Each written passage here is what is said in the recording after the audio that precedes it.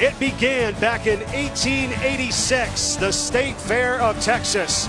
And on these grounds, the historic Cotton Bowl, which has hosted many football games during its 86 years. And today, we will add another to the list.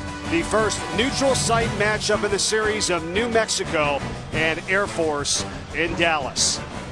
Both teams out of the Mountain West looking to improve to 2-1 in conference play on their side of the division with 6 games remaining after today. A lot of football still to be played. Hi, everyone. Mike Corey alongside former Virginia and New York Jets head coach Al Groh. Welcome to Week 7 of college football. And today, Al, not normally do you see this, 2 option offenses going at each other. Why is this one different, though, here today? Well, they have similar concepts, but very specific differences. Mike, one of them being Air Force will both be under center and in the shotgun with their quarterback.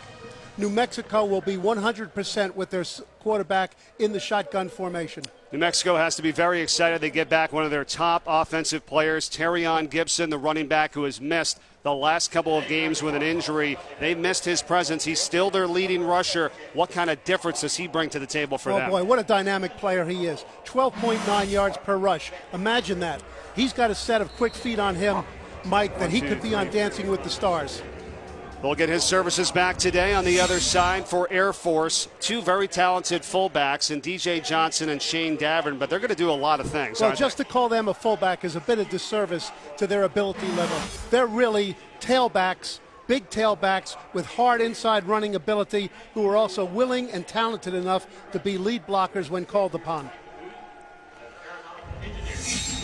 Bob Davie for New Mexico in his 5th season. The head coach of the Lobos has them at 2-3 right now, 1-1 in the conference. They just haven't been able to finish some games. They've been hurt by some penalties and some missed plays and assignments. See if they can do well here today and get a big win versus Air Force. The Cadets in the house. They're 4-1 coming off their only loss of the season last week versus Wyoming on the road, 35-26, also 1-1 in the Mountain West. And Coach Calhoun was upset with that performance last week. Al, they had a chance to go to 5-0, but still a lot of good things that can happen for Air Force this season. Oh, clearly they're right in the hunt for this championship in the Mountain West Conference, and New Mexico wants to climb back into it with a win today. They could clearly do so. So this has long-range implications. Luke Strable starts us off, and the kick almost out of the back of the end zone. It'll be 1st and 10 at the 25 for New Mexico. Well, Mike, we've got both heat and wind involved from Mother Nature today, and the kickoff was with the wind at the kicker's back, and that clearly helped it out the back of the end zone.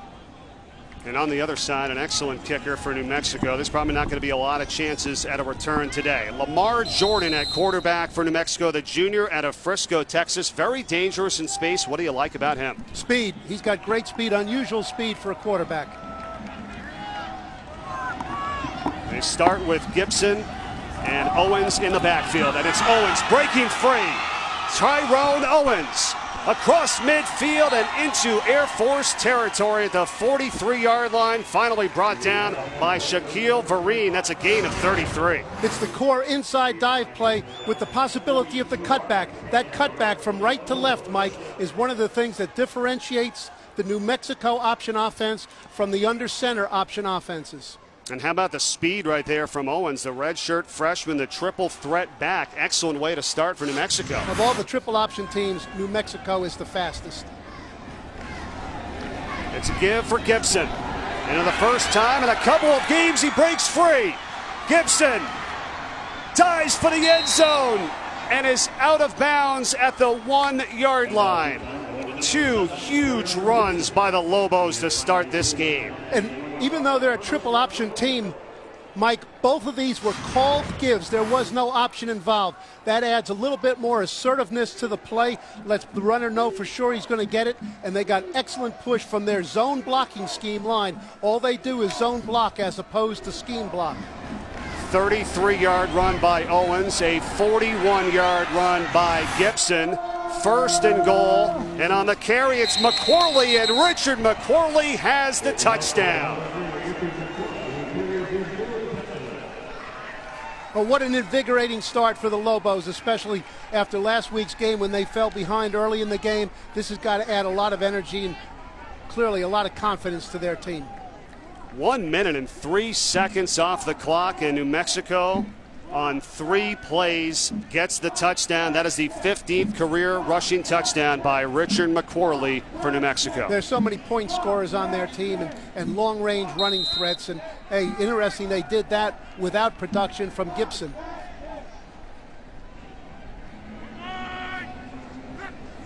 And that's textbook how you get it done. Jason Sanders has hit 46 straight extra points. New Mexico as a team with 78 straight. And what a start for the Lobos. What did you see on that opening drive, Coach? Well, the critical thing is they got really good push from the offensive line to create some openings. But Air Force plays their safeties down very low, almost like a second set of linebackers. And in each case, there were missed tackles in the secondary. They didn't get any use of those linebackers. Gibson shows his speed right here, taking it to the pylon.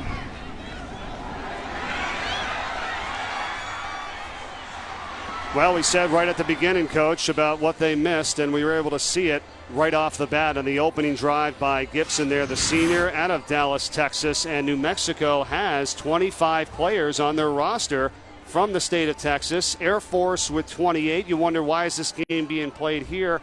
Great for what they've done with the players out of this state. Recruiting for Air Force. They've got a lot of recruits in the house here today, but it's New Mexico that gets off to the fast start. You're right, Mike. A lot of deep implications as to what this game can mean for each team. And hey, this is amazing. How can a guy with 12.9 yards per attempt add to that average? And he just did on his first carry. If he had qualified playing in enough games for New Mexico, because he's missed 2, he would lead the nation in that category. He's certainly up that total. And Tim McVeigh, a very dangerous return man for Air Force, and gets across the 25-yard line and knocked down there.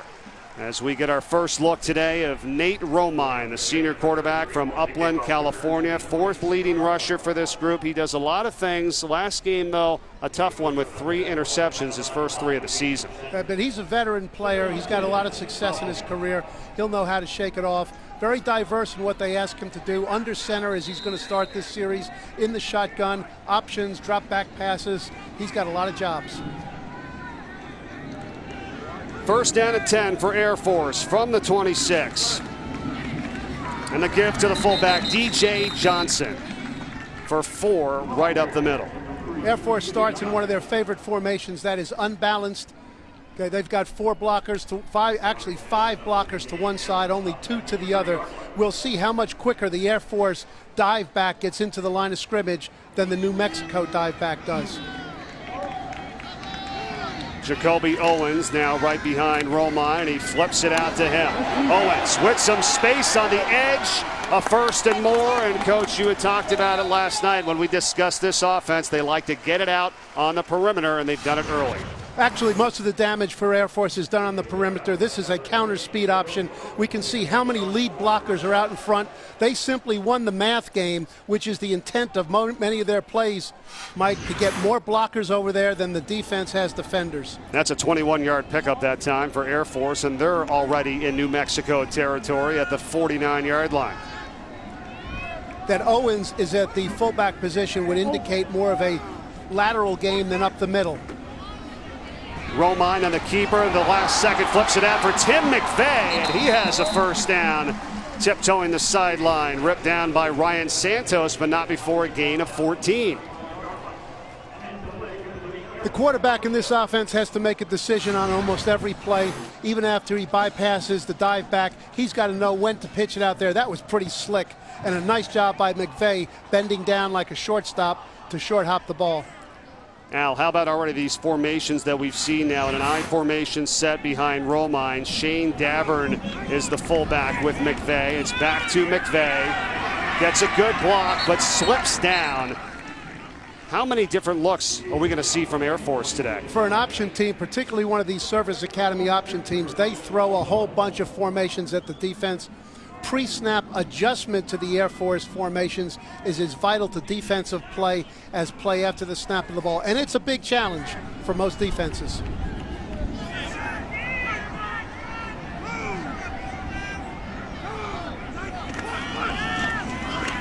Give up the middle again, and a short pickup for Shane Davern. As we talked about Johnson and Davern as the fullbacks, Owens and McVeigh. How about another potential impact player today for Air Force on offense? Well, Air Force doesn't throw it too often, Mike, but when they do, they throw it deep. And the number one deep threat is Jalen Robinette. He's got a tremendously high average per catch, and they'll look for him for a knockout punch in the game. And that average leads the nation at 27.6 yards a catch.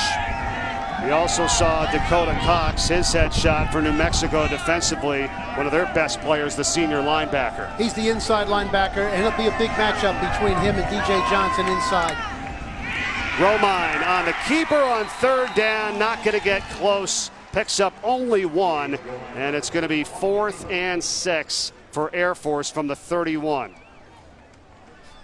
A lot of times in this field position, Mike, Air Force will go for it on 4th down, but this is a little bit of a stretch with it at 4th and a long 5 and a very reliable field goal kicker on their team. I was about to ask you that. You're right, Coach, and they're going to go for the field goal. It's going to be a 48-yard attempt, not quite at the 39-yard line. This would be the longest of the season here for Luke Strable, and he has it.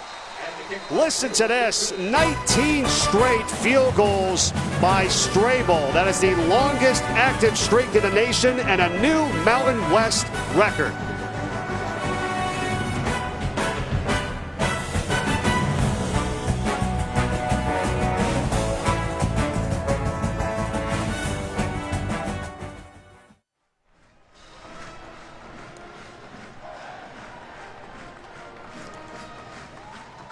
There you go. Good job. Very good. Start. Yeah, very good. They gave us something right away. Yeah. I didn't realize, how quick, too, they're going to go. I might ask you that. Yeah. ESPN College Football, brought to you by USAA, insurance, banking, and investments tailored for the military community.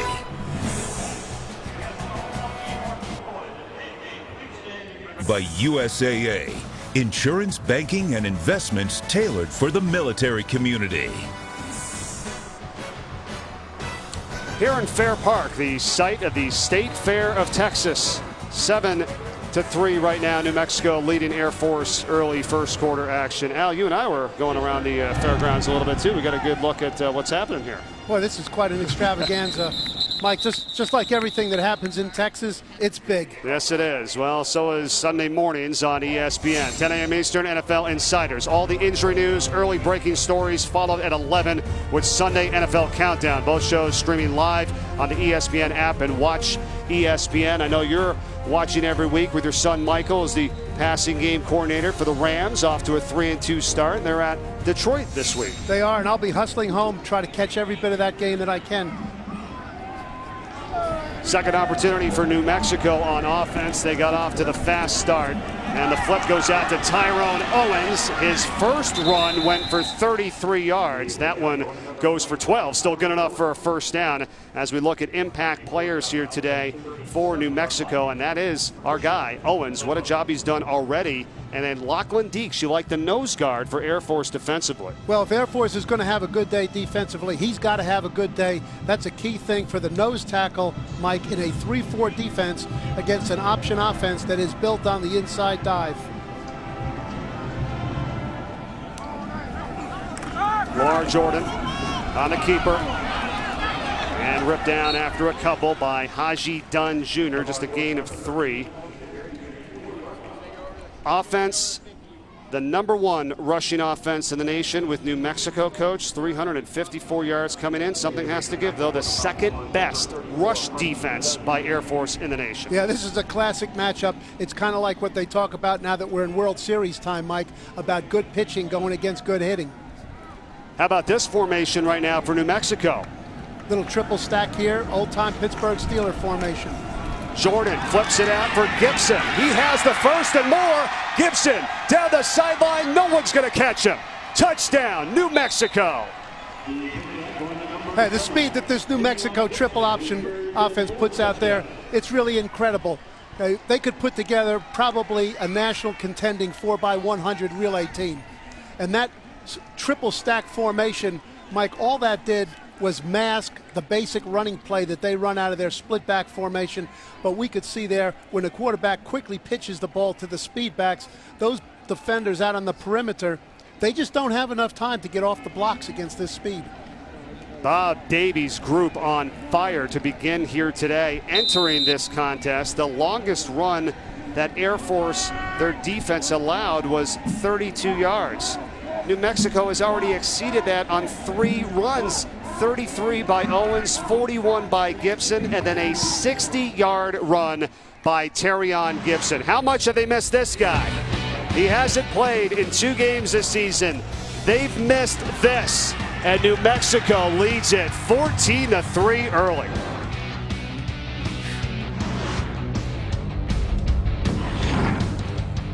They have been gashing this Air Force defense. Mike, Corey, Al Groh. Al, what's going on here? Well, the scheme is not the big issue for Air Force, and their biggest challenge coming into the game, Mike, wasn't going to be the scheme. Even though it's a very detailed and tricky scheme to go against for the New Mexico offense, it was simply trying to match the speed of all the teams in the country that are triple option teams. By far, New Mexico is the fastest team, and that's been the problem for Air Force. It's just happening quicker than they can react to it. Usually that's been the problem for New Mexico, giving up those big plays. They have the 3 plays of 30-plus and already 150 rushing yards. As you saw a shot there of Gibson and Owens, their 2 backs. Gibson already has 101 yards rushing, 3rd time this season, 5th in his career, and we haven't even played 6 minutes of the first quarter. Yep. Yeah, just remarkable. And those teams that are true, dedicated triple option offenses, to differentiate, Mike, between the read option or zone read teams, these are true triple option offenses. They've got differences in specifics. Concept and purpose is the same. And as I just mentioned, New Mexico would win a track meet if it was conducted amongst those 6 teams. I count 3 of the 6 where you've coached at. That's true. Army, Air Force, and Georgia Tech. Yep, good memories. There we go with DJ Johnson breaking free, and Air Force looking to return the favor inside the 40 of New Mexico, and Johnson rips off 34. Watch Johnson in his stance. He's in a almost sprinter stance right behind the quarterback. He hits it up in there like he was launched out of the starting blocks. As we mentioned earlier, he's got tailback running ability with fullback size. Davern and Shane Davern for a couple. Well, we knew we were going to be talking triple option, a lot of variations in this ball game, Coach. We didn't think it was going to be moving so fast. Boy, it is. It's amazing. It's exciting to watch it, and Air Force is going to hammer that ball inside. Mike, they felt like they weren't maybe physical enough up the middle last week, and that's an intent of the offense to establish the inside run.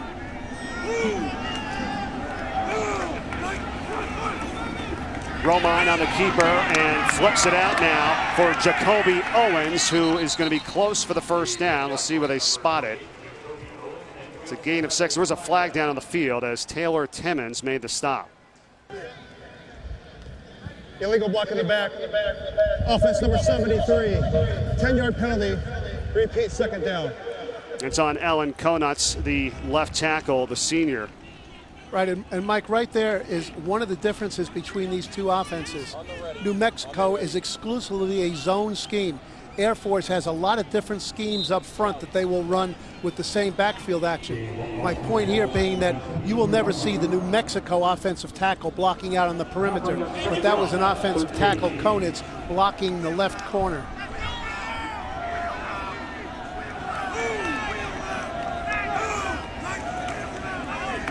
Roman again. Owens on the perimeter, as you've talked about. Owens, no one's going to catch him. Touchdown, Air Force. That's a 43-yard run for the score for the Falcons. Mike, movies of this game might have every team in the country switching to an option offense. Okay, this is quite remarkable, but again, a real reason for the play that gained every time Air Force goes to the perimeter. On that one, they had a lead. The slot was a lead blocker. They pulled the guard as a lead blocker. They had 2 wide receivers over there. Just too many blockers for the defense to deal with.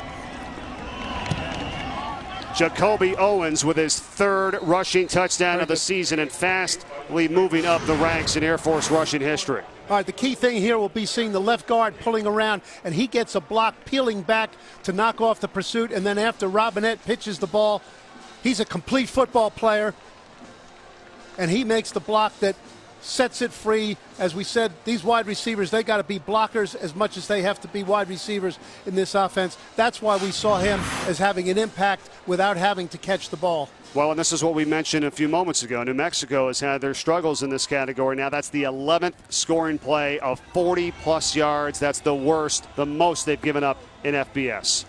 They're going to have to get that correct. I know they've been working on that hard all week. They knew what kind of offense they were going to go against.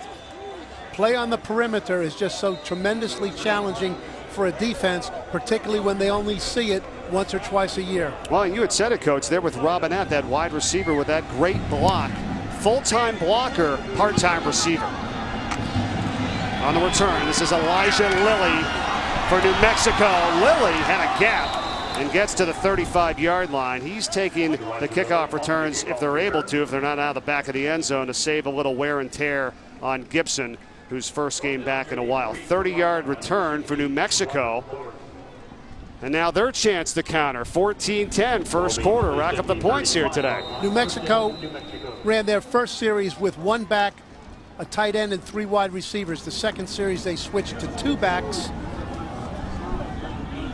Now let's see what they come in this time. This time they're going with the same two-back grouping, but a different alignment with a fullback in the blocking position.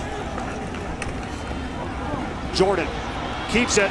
Lamar Jordan first down and scoots out of bounds into Air Force territory. That's a gain of 18 yards.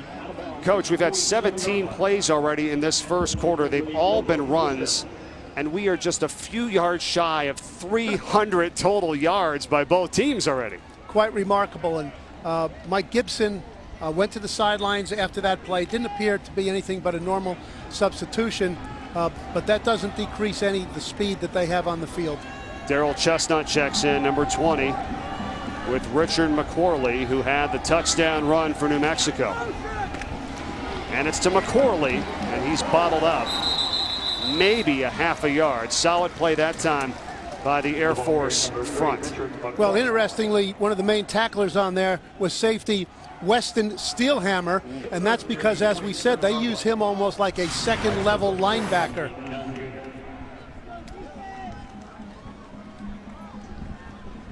You can see where he's playing from, Coach. You're right. I mean, he's one of the best safeties in college football, but that's why, because he's able to play in a multitude of different areas. Both their safeties now are only 6 yards from the line of scrimmage. Play fake, and our first pass of the game is overthrown by Jordan, looking for Patrick Reed, the sophomore wide receiver.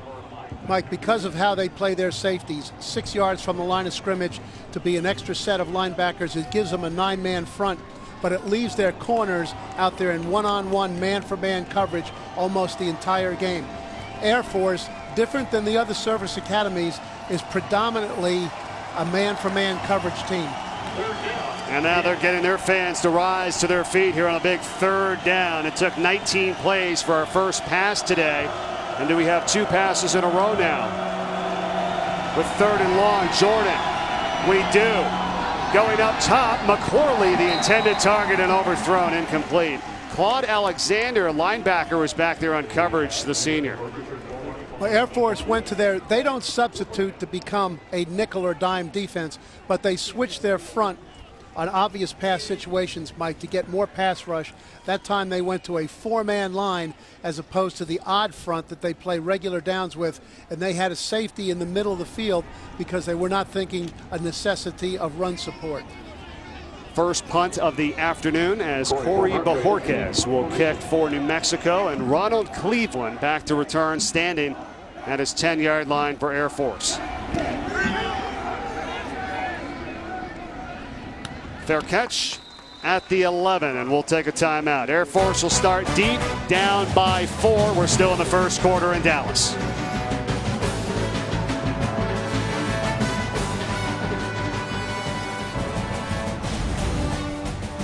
Welcome back to Dallas as we take a look at the Mountain West schedule tonight, highlighted by Boise State in action on ESPN2 at 10:15 Eastern at 5-0. What do you think, Coach? Well, without a loss, they certainly are in position to hold serve, but it's early in the conference season. It's still a chance for a lot of teams to do some business. Air Force with now their 11th rush of the game, and Owens is taken down by Austin Ocasio, the linebacker for New Mexico, with a loss of 1. That was the first time we've seen Air Force in a 3 wide receiver formation, Mike, and that was not a triple option play by any means. That was just a quick toss, almost like an I formation toss. And most of these wide plays, we'll see Owens, number 28, playing the fullback position, as he was on that play. Now Air Force is unbalanced, another different formation. First negative yardage play of the game for them as DJ Johnson has it. And how about what these teams do in Air Force with these dives and the zone reads up the middle? What are they doing? What are they setting up for potentially later in the game? Well, it always sets up the play action pass as it brings it. This offense is like a boxer, Mike, and a boxer goes to the body to bring the hands down, or the inside run brings the safeties down, and then they go to the perimeter for the knockout punch. 3rd down now for Air Force. And Romine on the flip. Owens. And it's going to be close, and they're going to spot him at the 21-yard line. It's going to be a yard shy of the 1st down. And it's punt time for the Falcons. Didn't get enough. Well, that was a real wrestling match out here on the corner with the block and the wide receiver on Henry, and Henry won it really at the last minute, but it was excellent effort on his part. He fought off the block and stopped the 1st down run just short of the sticks. And now the first punt today for Air Force and Steve Brosey. Chris Davis Jr. takes him back to his 25-yard line. And Davis is corralled pretty quick. 54-yard kick that time for Air Force on the punt with 5:03 to play. This college football season, stream every game live on the ESPN app and on Watch ESPN. Download the app or visit watchespn.com today. Mike Corey alongside former Virginia and New York Jets head coach Al Groh with you today from the historic Cotton Bowl in Dallas, Texas for Air Force and New Mexico, and the 34th meeting of all time between these two. Split backs now with a tight end. First time we've seen this grouping. Owens and Gibson. It is Gibson. And again breaking free.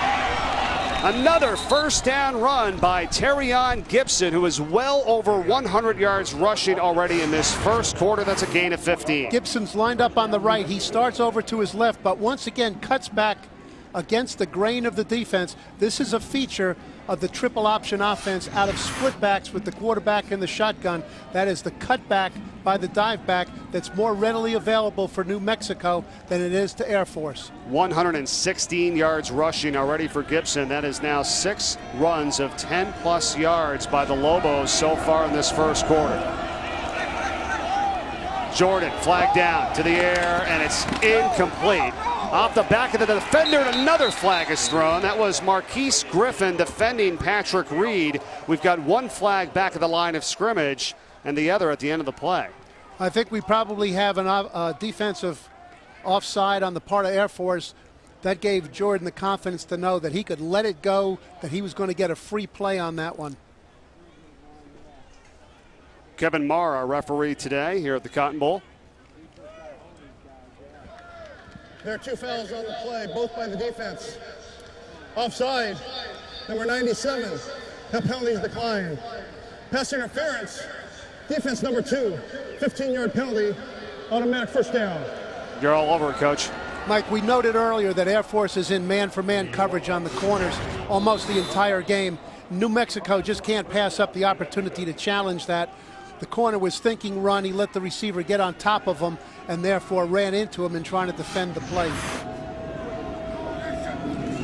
1st down, Lobos, and McCorley fighting for yardage up the middle is going to gain 5 on the play. There's no complexity to this zone blocking scheme. It's just linemen coming off the ball aggressively, trying to get push and movement at the line of scrimmage. And a lot of these New Mexico plays that would be categorized as triple option plays Mike, a lot of times they're single option plays. By that I mean the back already knows and the quarterback knows before the ball is snapped, the back is getting the ball. And there's Avery Jordan, 72, on the right side of that offensive line, the right tackle, in for the injured Garrett Adcock today. It's a big loss with Adcock out, but Jordan and company doing very well as the give goes to Owens, and he has a first down for New Mexico. Fresh set of downs from the 30. New Mexico did two things there. For the first time, they went to their own unbalanced. We've seen 2 or 3 unbalanced lines from Air Force trying to get a numbers advantage to the point of attack. New Mexico that time went unbalanced, and that was another one of the called die plays on second down, on first down in positive territory. Okay, they're just going to knock it up in there and try to get ownership of the middle of the defense.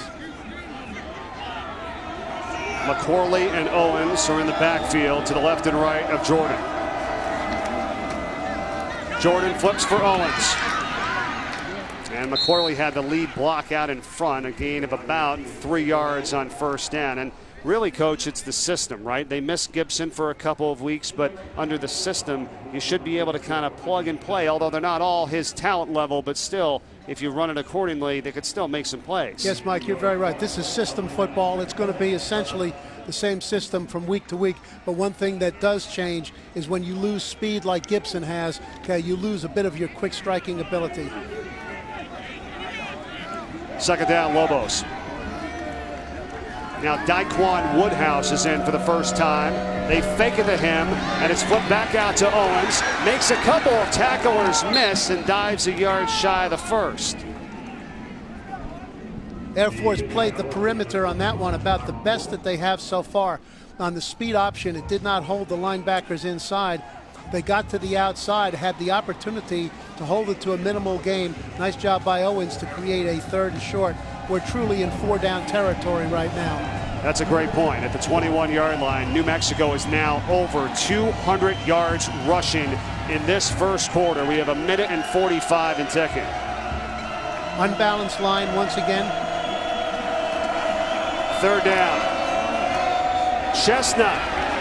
He got hit right at the line. It's going to depend on the spot. That was Darrell Chestnut, who's got amazing straight line speed, but ran into a roadblock that time there. Haji Dunn, 34 for Air Force. Well, regardless of which nose tackle is in there for Air Force, whether it's Deeks or Harris, that's a critical matchup, but they got a lot of push also, once again, for Steelhammer, the safety who plays down there right at the line of scrimmage. And, Mike, what a great name for a football player. Steelhammer.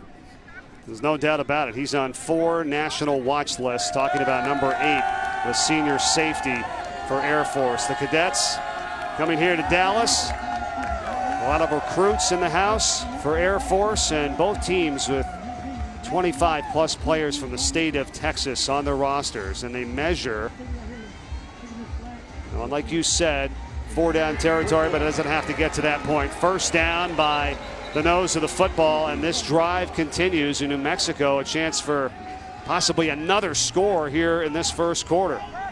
Well, they just missed their turn the last time, and crazy as it might seem, this is one of those games. You better not miss your turn because the other guys are coming right back at you.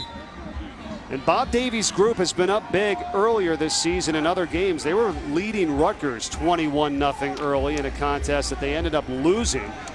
So he knows there's no chance to sit back here, especially in this ball game, as Air Force struck quickly on a big run themselves today already. First down, McCorley. And, Coach, even if you're there on the tackle and you get your read and make a play, it's still a 4 or 5 yard gain. It's another 4-yard run that time by New Mexico. That was very nice, determined running by McCorley. There really wasn't too much there, but he just kept his legs grinding, working forward, and they've got themselves in a very positive second down situation. McCorley leads this team with 8 rushing touchdowns. He had 7 all of last year in 13 games, so he has the 1 score today. Gibson and Owens in the backfield now on second down with McCorley. And they're ready for him this time.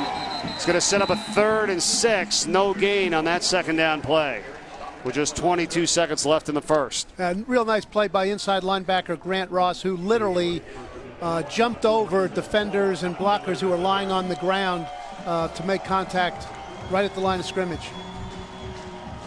And that's going to be the last play of the first quarter, and what a first quarter it's been. New Mexico and Air Force here in Dallas, Texas today. Air Force has won 9 of the last 12 meetings. You've got the #1 rushing offense in the nation in New Mexico, and they're showing why. Gibson's already over 100 yards, and the Lobos lead it as we go to the second after this. Texas 31 plays in that first quarter with 29 runs and 345 rushing yards. Coach, is that what you expected today? Not to that degree, I must say. Maybe for the full game, right? Or a half. Unbalanced line, 3 wide receivers to the left. It's a big third down to start the second quarter for New Mexico. Jordan, option, gets it out. Damian Gamblin, touchdown, New Mexico. Slick use of formations. Okay, they started off unbalanced left between the motion by the tight end and the motion by the wide receiver.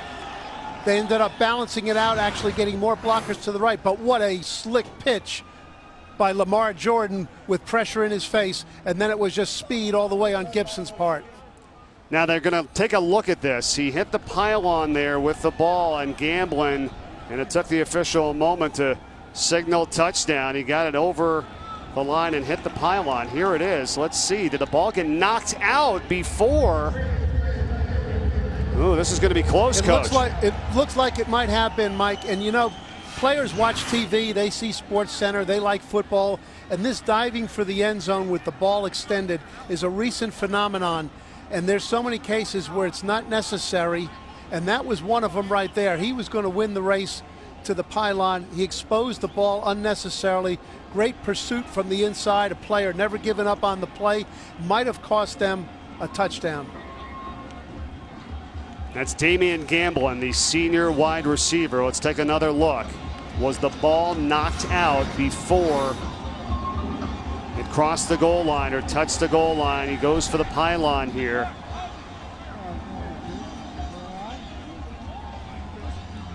Well, there it looks like it does. It looks like it does, Mike, but because the ball went out on the 1 yard line, New Mexico will get the ball back.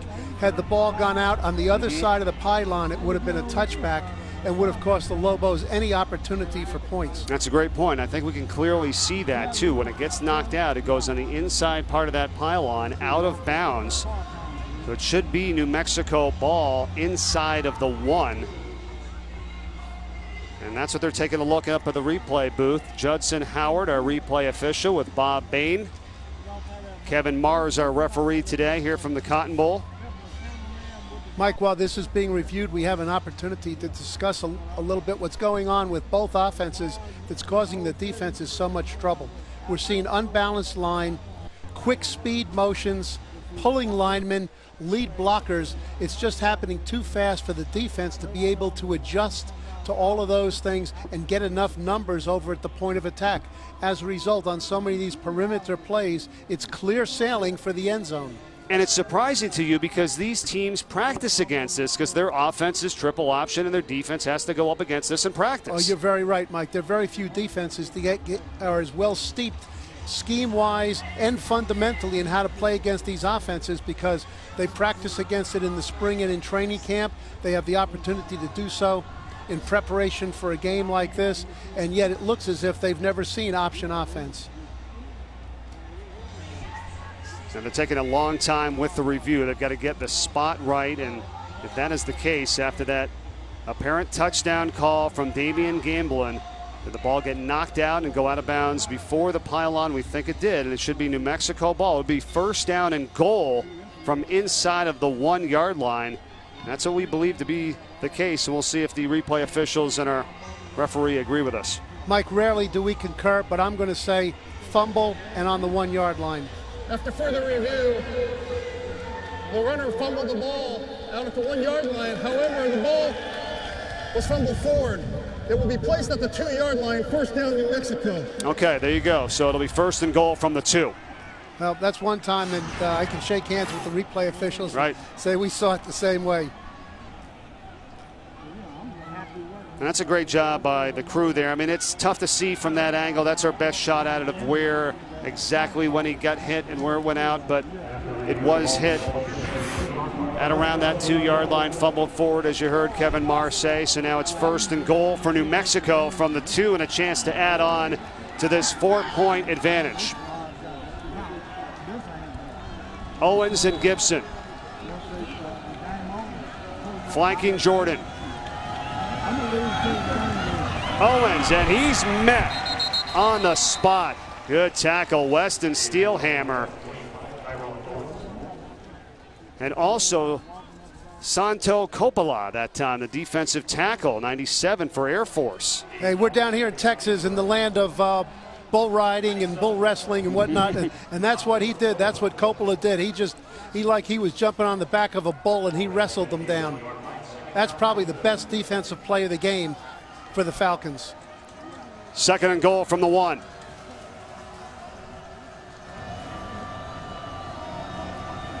Gamblin's in motion, give to Owens, and that is going to be close, and he's just shy.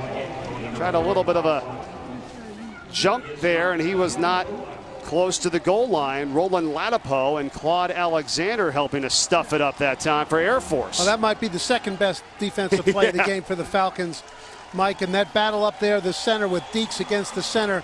Deeks is getting a lot of push right now. He's playing for the inside run. You can watch this player. He's got fast hands. He gets separation from the center and a lot of pushback. That's the nose tackle Deeks, number 54 on this play. Almost 6.5 minutes of this drive dating back to the 1st quarter. 12th play will be 3rd and goal. And we've got a timeout by New Mexico. Timeout New Mexico. They're first. 3rd and goal for the Lobos when we return.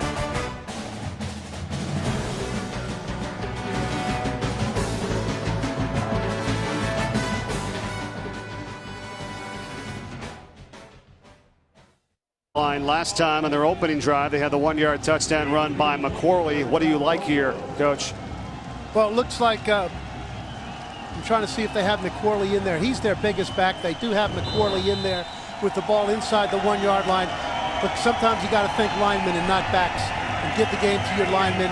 Get a good surge out of those guys and let them earn the touchdown for you. 3rd and goal, New Mexico. It's Owens on the keeper. Touchdown. He's got it. Owens went in there like a dive bomber, as if he was in the Air Force. Went in there low for the goal line, but they did use McSorley as a lead blocker, which they had not done on the previous plays. So now Richard McQuarrie, Terrion Gibson, and Tyrone Owens all have touchdowns for New Mexico. McQuarrie comes across a formation from left to right. There's a defender who's slanting from the outside, and he seals that defender to make sure there's no disruption, with Owens going directly down for the goal line. How about the big plays by New Mexico in this ball game? 21-10, 4 possessions, 3 touchdowns, 224 yards. Gibson just in an inside running play. Okay, he can do it inside, he can do it outside, but he does a nice job of cutting back, finding the crease, reaching for the end zone. Owens had a 33-yard run to start the game. You saw the 60-yard touchdown run by Gibson, and Gibson back at it. There's the pitch. You can see there's very little competition for the perimeter. Gauchi has an excellent block, overwhelming the defender to the outside. Not a bad drive chart to start when you go and review this game, right? Pretty exciting if you're the offensive play caller. You can call them like that with opportunity for it to break at any particular time. Big game for New Mexico, trying to even their record at 3-3, improve to 2-1 in the Mountain West. Air Force started the season 4-0. They lost last week at Wyoming.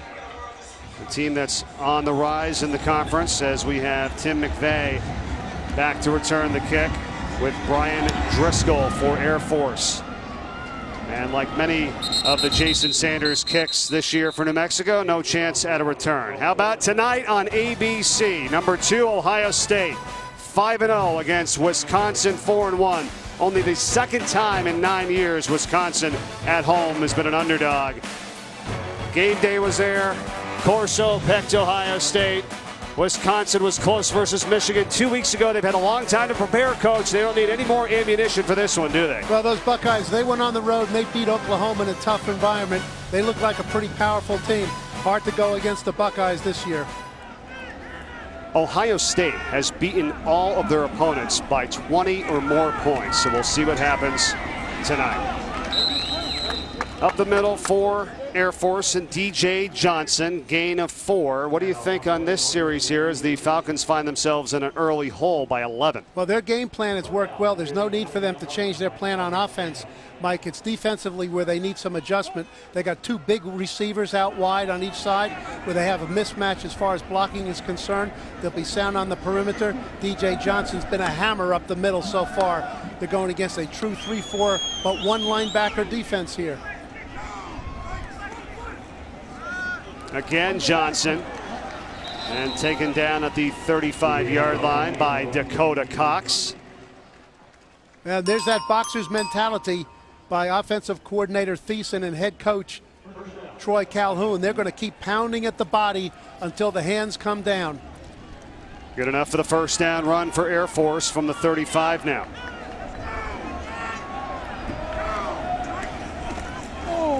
Romine on the keeper. And on the tackle, Johnny Williams, defensive lineman. Gain of 7, though. Nice play by Romine. We saw DJ Johnson's versatility. He was the lead runner on the previous 2 plays. On that play, he was the lead blocker out on the perimeter for Romine on the no-fake option. Wasn't a triple option, Mike. It was a double option. Quarterback keep it or pitch it to keep their fullbacks fresh. Now they've made a substitution. Johnson's on the sideline. McVay is back there. Changes up his position. He gets the call. Or check out that Shane Davern that time. Davern, the senior fullback, with over 1,000 yards rushing in his career, and we've seen a little bit of everything. Johnson, Owens, McVay, and Davern, like we expected coming into the matchup. Davern and Johnson, the primarily sluggers in the middle, block on the perimeter. They bring Owens back in there at the fullback or tailback position. There's a greater likelihood that they're going outside. New Mexico shifting their defenses. They're in an even front for the first time. They're trying to find a solution to this offense. Well, then look at them change it up, though, at the last second. Brings 6 guys up to the line of scrimmage there as, again, Davern, and they're ready for it to make the play on just a 1-yard gain that time and a first down run. When New Mexico brings pressure, Mike, they like to bring it an overload pressure from a perimeter, okay, rather than up the middle. They jumped into that late.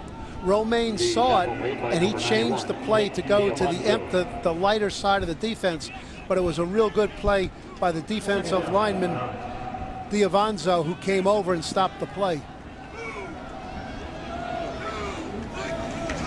Second down and long, and Romine wants to go to the air and has a man. It's Jalen Robinette. Gets by the defender. This is what we talked about. Touchdown, Air Force.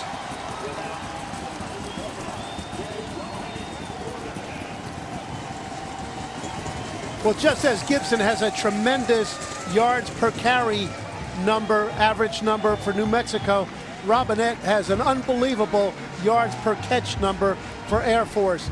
Okay, just a simple little curl pattern thrown by Romaine, not like an option quarterback, by a real passer. Stuck it right on his chest. It was like the ball had Velcro on it, Mike, and a real nice job of whirling to the outside and sprinting for the end zone.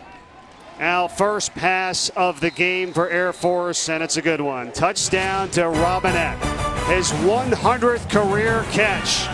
Good for his 16th career touchdown. And Air Force right back in it, down by only 4.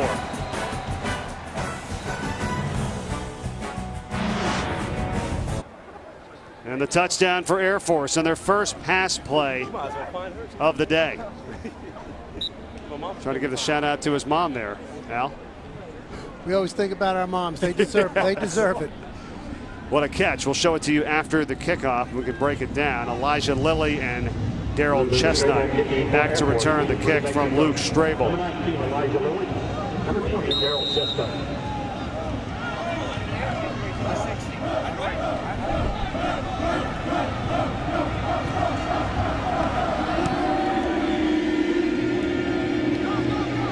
Lilly with a chance at the return from his own 2-yard line. Gets a burst of speed.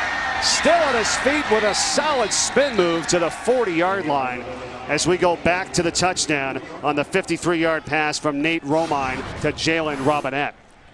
Well, Mike, Romine was a lot more accurate with his pass than I was with the pronunciation of his name.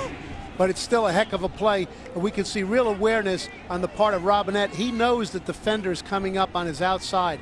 He saw him out of the corner of his eye as he caught the ball. So he spun to the inside and left the defender grasping for air.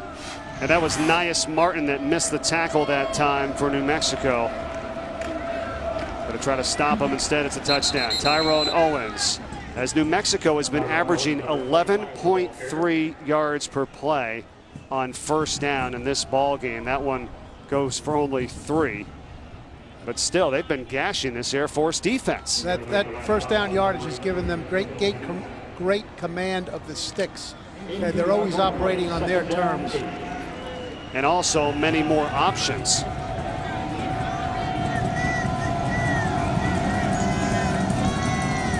Jordan on the keeper across midfield, Lamar Jordan. And they have to track him down. And it was Grant Ross finally that caught up to him, but a 32-yard run by the New Mexico quarterback. New Mexico runs a signature option play here. Fake to the dive back, pull the ball. He's got a pitch back out there, and he puts the defender in a quandary. He doesn't know who to play. It's like playing a keep-away game. Come close to the quarterback, I'm going to pitch it. Stay out there wide, I'm going to keep it. And Jordan's speed is such that he's a true running back when he has the ball under his arm. I'm surprised by the holes and the gaps that you have here today with New Mexico now with 40 plays of 30-plus yards. McCorley is going to get held up by Shaquille Vereen and Brody Hicks. The key to that stop was both safeties got unassisted tackles on that. Without the safeties down there low, Air Force would have an even greater difficulty than they have right now. That leaves their corners out there one-on-one. But with Lamar Jordan at quarterback, they're not under great duress. Okay, should they make a quarterback change, get their passer in there, that might change up a little bit. Coach, we had showed that graphic of these 6 option teams in the country, and New Mexico, you felt like, was the fastest of all the teams. And they've shown it here. And Chestnut got tripped up, and is going to be a couple yards shy of a first down. Their speed has been outstanding in this matchup. Oh, they're a track team out there, Mike, and they carry their pads well. There are a lot of guys who are fast on the stopwatch, but they're not fast with those football pads on. Right. But these backs they have, they're fast under any circumstances. I always wondered that too. It's always, without the pads, how fast can you run straight up on the 40-yard dash? How about when you're in the game, like you said, with your pads on and you got to make moves and you got to be shifty? Well, competitive fire also sometimes increases that speed. 3rd and short for New Mexico. Jordan options it out to Gibson, and he has the first down. Every play in this series, Mike, has been split backs, 2 backs in the backfield. The quarterback fakes to the dive back and comes out with the option to keep it himself or pitch it. Okay, the point I'm referencing right here, this is reminiscent of the Houston Veer. They were really the original split back Veer team back in the late 1970s with Bill Yeoman. And there's a lot of Houston Veer concepts in this New Mexico offense. First down, McCorley, and just a couple. You had a great conversation with Bob Davie in our conference call this past week, talking with the New Mexico head coach about this type of offense, as there's an injured player down for Air Force, and that's Grant Ross, and that's their junior inside linebacker. And Bob Davie doesn't have the background of this option offense, and he felt like this was the best opportunity for his team and for New Mexico to be successful running this type of offense, and they've done pretty well at it. He made a profound statement, Mike. He said a head coach has to know where he's the head coach and what you need to do to build the program, and that's the astute decision of a veteran coach. We'll step aside. Injured player down for Air Force. New Mexico leads by 4.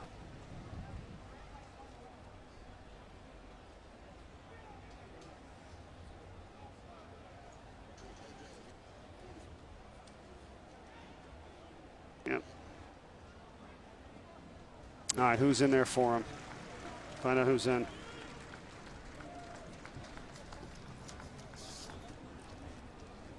What do you think? Well, now he's always in. It's a linebacker, 44.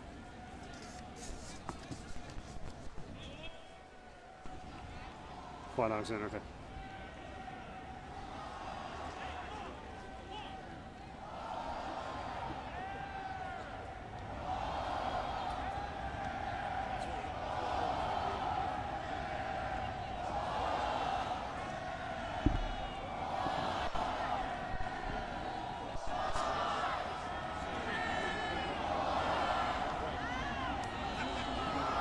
Okay.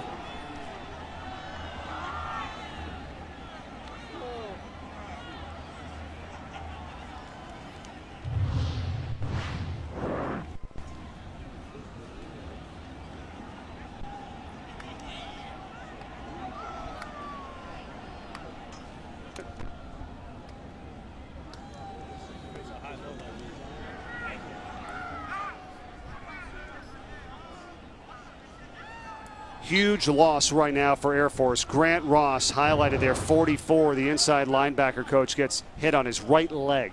This is a wham block by the offset back, Mike. The center, the right guard blocks to the left, leaving Ross unblocked for the moment. But the back comes in, blocks him low on the knees. Legal block, but unfortunate for Ross. He's one of their best players. He got a little bit of help, was trying to walk off the field, but that right leg, and he is now out. Jordan on the swing out pass, gets it to Gibson, makes the defender miss, and Gibson is down. Now they'll call it touchdown. Yes, Gibson close to the goal line. We had the review earlier, and they were waiting. It's a touchdown, and New Mexico has added another 6. Well, these two quarterbacks have each thrown a strike for a touchdown to their respective receivers. In this case, Gibson releases quick to the flat on a little pick rub route. The ball is put where it's easily caught. This time he makes sure he hangs on to it as he goes inside the pylon.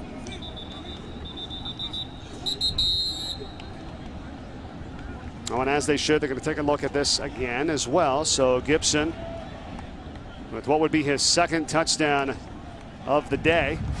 Yeah, when Gibson's around this pylon, Rolling on the field is a touchdown. when Gibson's around this pylon, Mike, he's given us a lot of things to discuss. He certainly took better care of the ball that time. He had it up high and tight, okay, up against his right shoulder pad. It was just a foot race to the pylon. This is two defenders on 2 plays that the Air Force has had down. The way things are going for them, they can't afford to be losing any of their defensive players.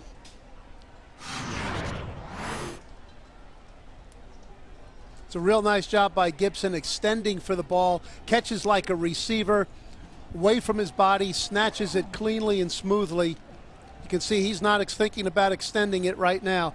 He's going to try to get his pad down and get inside the pylon. That foot looks like it stays in bounds right there, right before the goal line. You see the officials conferring with each other. Did he stay in? Yes. And that one says, I've got him over the line, and it's a touchdown. But they're taking a look at it upstairs. 6:49 to play in this first half. A 4-point lead for right now. If they add this 6 here for Gibson, and, you know, he's what an athlete. I mean, we talked about it right from the start. They not only missed him there in the running game, but they're great hands on the outside on the catch and the yards after the catch. A dynamic athlete for this group. And a very big play there, Mike, for Lamar Jordan, who had a rough day passing the ball last week. And to put the ball out there nicely like that on a real change-up play, a play in which surely Air Force was thinking run the way things have been going. Gibson was wide open, but a nice pass by Jordan, putting it right out in front of him where it was not an overly difficult catch. That's a good point. He was only 4 of 14 passing last week for New Mexico and just 39 yards. Mike, I think as replay has evolved, I won't say developed, it's become overused. But to determine whether it's actually a score or not, nothing could be more important than that. And this is a situation where replay is very beneficial. I think now that we're in a time where we have people calling penalties from the press box, it's gone too far. That is the new rule this year on the targeting. If it's not called and it's egregious enough, the replay booth can buzz down and create a targeting call when one was not called. That's what coach is referring to. Right now, we're just getting the scoring review still with midway through this second quarter. Coach Davey and Gibson up at the top left. It's an amazing career that he's had as well. He had the concussion before the Rutgers game. He missed that game, tweaked his hamstring in the first half of the San Jose State game and did not play in the last game. So he hasn't seen a lot of action over the last month. Here's the call from Kevin Marr. After further review, the ruling on the field stands. Touchdown. Add 6 for New Mexico. Start with a nice job by Gibson of staying in bounds. Excellent body control. You can see the lean of him. Tucks the ball up high to protect it. Puts his head down. But at 5'8", 182, he's not exactly a wrecking ball going up in there. He gets bounced a little bit, but a good job of getting the ball over the pylon. Well, and they had said as well, call stands, so not enough indisputable video evidence to either confirm or overturn the call, so it stands as it was called on the field, and it was called a touchdown, and New Mexico now leads it 28-17 with 6:49 to play in this first half, and their offense has been clicking. Exactly the way they would want it to. There's very little right now that the New Mexico coaches would want to have seen differently from their offense. It's been a smooth operating machine. They've run the ball inside effectively. They run it up inside, then cut it back to the opposite side for big gains. They command the perimeter right now. They've been highly successful out there. And if they can mix those passes in there against the man-for-man coverage, it isolates the inside defenders. In that particular case, the responsibility, Mike, for Gibson was actually with one of the linebackers. Okay, but the constant pounding inside had their vision inside. Lost sight of him on the outside. It was an easy throw. Al, here's what New Mexico has done since Bob Davie arrived. Look at the numbers there in terms of the rushing, and they're going to add to that total after today. Certainly confirms his plan for coming in here, Mike. And if you're a running back and you like to get the ball, this is certainly a place that you've got to look at for your college career. Another touchback off the leg of Jason Sanders. Coming up tonight, 8 Eastern on ESPN. SEC West Showdown. Number 12, Ole Miss, and number 22, Arkansas. They're coming off that loss to Alabama. Ole Miss was off a bye. Arkansas, coach, going to get that run game going, take a little pressure off quarterback Austin Allen. We shall see. They've won the last 2 matchups versus Ole Miss. One thing Austin has shown all year long is as teams have tried to blitz him, he's had remarkable success in beating the blitz. That's coming up tonight at 7 p.m. Eastern on ESPN, also streaming live on the Watch ESPN and ESPN app. We see the core Air Force offensive formation. Romine under center. And the give up the middle for just a couple here on first down as they are down by 11. And when Air Force opens their playbook to begin to install their offense, Mike, that formation and that play is the #1 play that gets installed. And that's DJ Johnson, that fullback, the senior, the leading rusher for this group. Perimeter pressure coming from the defensive left. Wilson. Air Force sees it. They're changing the play, likely going to the Air Force's left. Now Cox moves back into his linebacker spot for New Mexico as Romine keeps and has a first and more. Boy, some nifty footwork on Romine's part. He changed the play. Nice job by New Mexico, holding it, baiting him into going left. But Romine, with his footwork and quick decision, made it work to Air Force's advantage. Jake Rothschiller on the tackle, but that was a 19-yard pickup that time by Romine.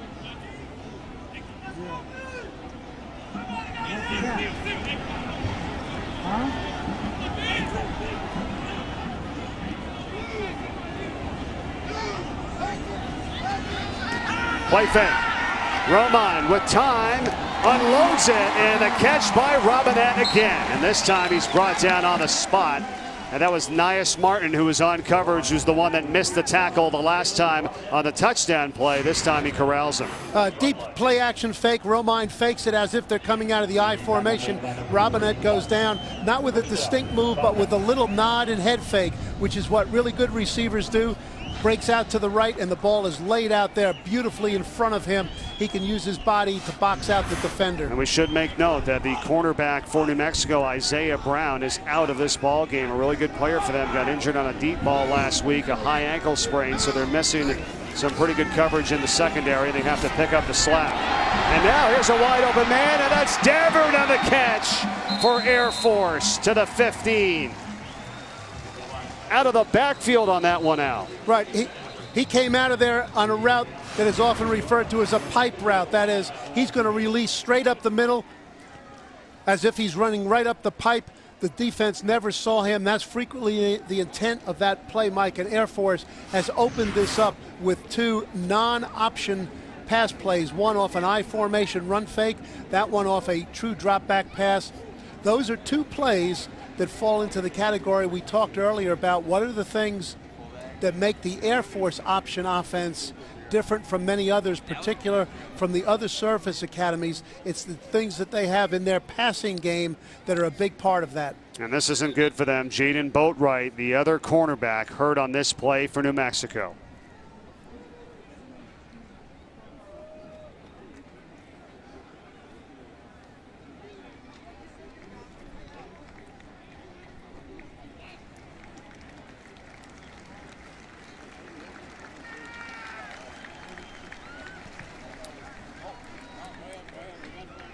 At the 15-yard line. Big play to Shane Davern just moments ago up the middle of the field, the fullback. A big catch.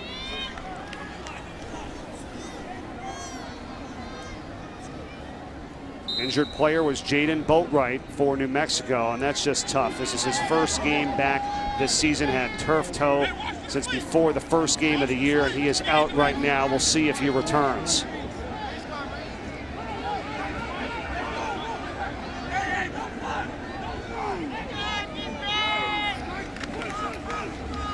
Davern off to the right side for a few. So let's go back to the play to Davern. You got one-on-one coverage on the outside, coach, and the middle's wide open. Well, there's three things in play here. Okay, one, New Mexico is playing a split safety defense, so there is nobody lined up in the middle of the field. And then the type of coverages that teams play against the wishbone offense has nobody assigned to the fullback. So a nice job of game planning by the Air Force coaches.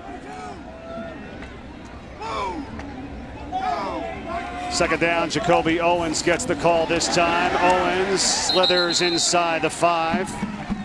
Got hit by Kimmy Carson, the linebacker for New Mexico, but it's good for the first down. And New Air Force with 1st and goal coming up. Another play there, Mike, that distinguishes the Air Force offense. That was not an option play. That was an old-fashioned power play.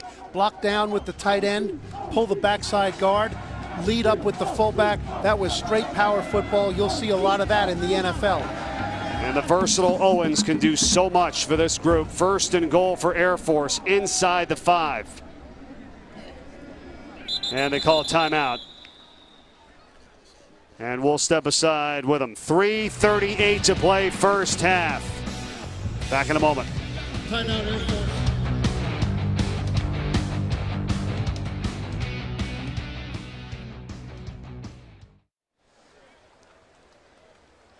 Oh, Ross, wow. Yeah, trying to give it a go. Air Force Athletics, the State Fair of Texas, for hosting today's game.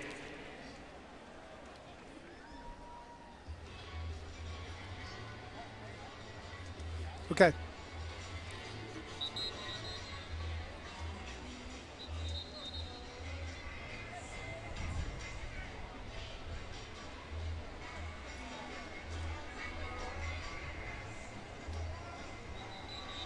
Good.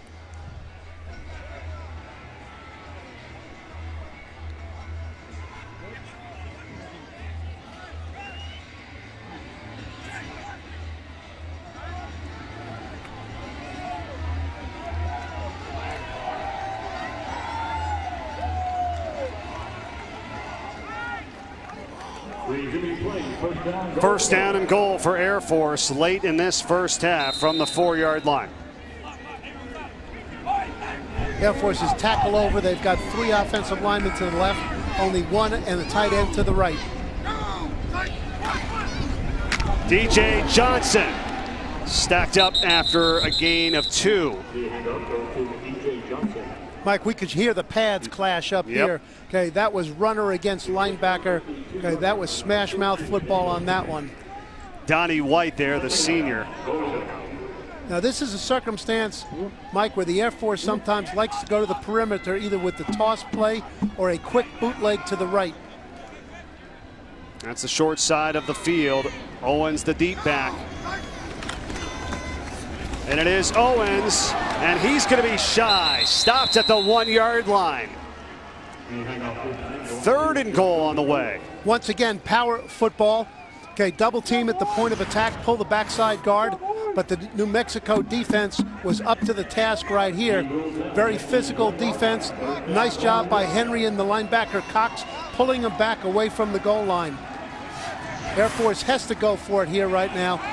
Field goals aren't going to keep them in contention. Romine under center. Johnson runs into his own man, and he's not going to get it. Right into the back that time of Alex Norton, the offensive lineman, and you think they got to go for it here? Oh, very definitely. Good. This is a scoring derby today here. Mike, I think it's in that case, Johnson put his head down, intent on ramming it in there, didn't see the opening, didn't see his lineman, ran into the back of his own man. Field goal could make it a 1-possession game, but Air Force wants the 6. Do they get it? Romine on the keeper. Nate Romine, no signal yet. Well, he came out the back of the end zone, so there ought to be a signal.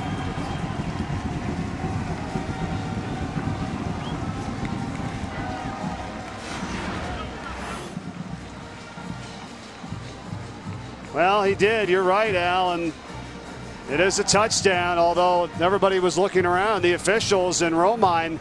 Initially, you didn't know if he was going to have it. Mike, it's hard to see where the football is. It's unbelievable. They're kicking the extra point, and there's not an official out there yet who's put his hands up. I didn't see anybody. Nobody did. You know, sometimes, Mike, you're out there, you just got to make a decision. Okay, that's why they call you officials. How can you have a touchdown and an extra point, and of the 7 or 8 of them out there, nobody's willing to put his hands up high? I don't understand it. Nonetheless, the Air Force touchdown makes it a 4-point game, and they've had some big plays today, Coach. Well, it's a game of big plays. Here's a slick job on the pitch. Owens, who's probably their fastest runner, takes it down the sideline, makes a nice cut back into the middle of the field. And Robinette on the big play and making the defender miss for the 53-yard touchdown. This is a big receiver who the corners have a hard time taking down. And here's this very slick pipe play. Nicely laid up there by Romine, just lets the runner run right underneath it, makes it an easy catch for a player who's not a natural receiver. 287 yards already for Air Force, averaging almost 10 yards a play. We've had 10 possessions in this game, 7 touchdowns, a field goal, and only 2 punts. As Elijah Lilly on the return breaks free. One man to beat, and he's tripped up. Lilly, and saving a touchdown that time was Robert Bullard for Air Force on special teams. Lilly has been spectacular with his kickoff returns, every one of them up the right sideline. This is a scheme return with a double team on the outside and a kick in on the inside. Creates a nice running lane for him. Changes the whole complexion, Mike, of how New Mexico wants to run this this end of the half series. They do not get the ball to start the second half, so most particularly they want to deny the Air Force the opportunity for a double possession. End one half, start another, but now they're in point-scoring territory themselves. No doubt about it. 51-yard return that time. Bullard saved what would have been a touchdown by Lilly. And now Jordan, and he's brought down in the backfield. That's Samuel Byers that time, the defensive tackle coming in. We haven't seen many negative plays today, but that one's a loss of 3. They left Samuel Byers unblocked, as is often the case in the option offense. He played like a guy who's seen options before. Okay, broke to the outside and really just clipped the heels of Jordan as he tried to get to the edge. New Mexico has had 1 tackle for loss today, and that is Air Force's first TFL this afternoon. 2nd down and 13. Jordan going up top as a man wide open. And the catch for the touchdown is Q Drennan. The redshirt freshman wide receiver, his 2nd of the season. A slick call from Coach Bob Davies over on the sideline. Fake the dive play, a true triple option play action fake. The receiver was lined up on the right. Mike, he came and stalked the defender as if he was going to block him only momentarily, then ran a post pattern into the middle of the field. And Jordan just laid it up there softly, didn't rush it, showed a lot of poise. 2 touchdown passes for him as a thrower. Got to be a great confidence boost. Oh, what a percentage. 2 of 4 with 2 touchdowns. A 45-yarder to Drennan.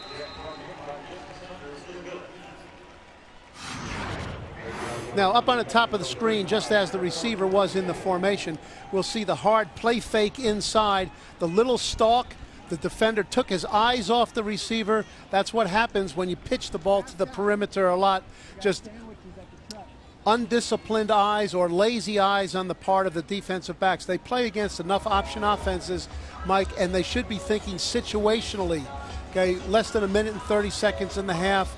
That's the time when even an option team is looking to throw the ball. Slick call, though, and excellent execution by New Mexico. He went right through 2 defenders. That looked like warm-ups out there. There was nobody back there. Easy touchdown. And New Mexico with 35 in this first half. And with 1:10 to go, Air Force has still got their opportunity.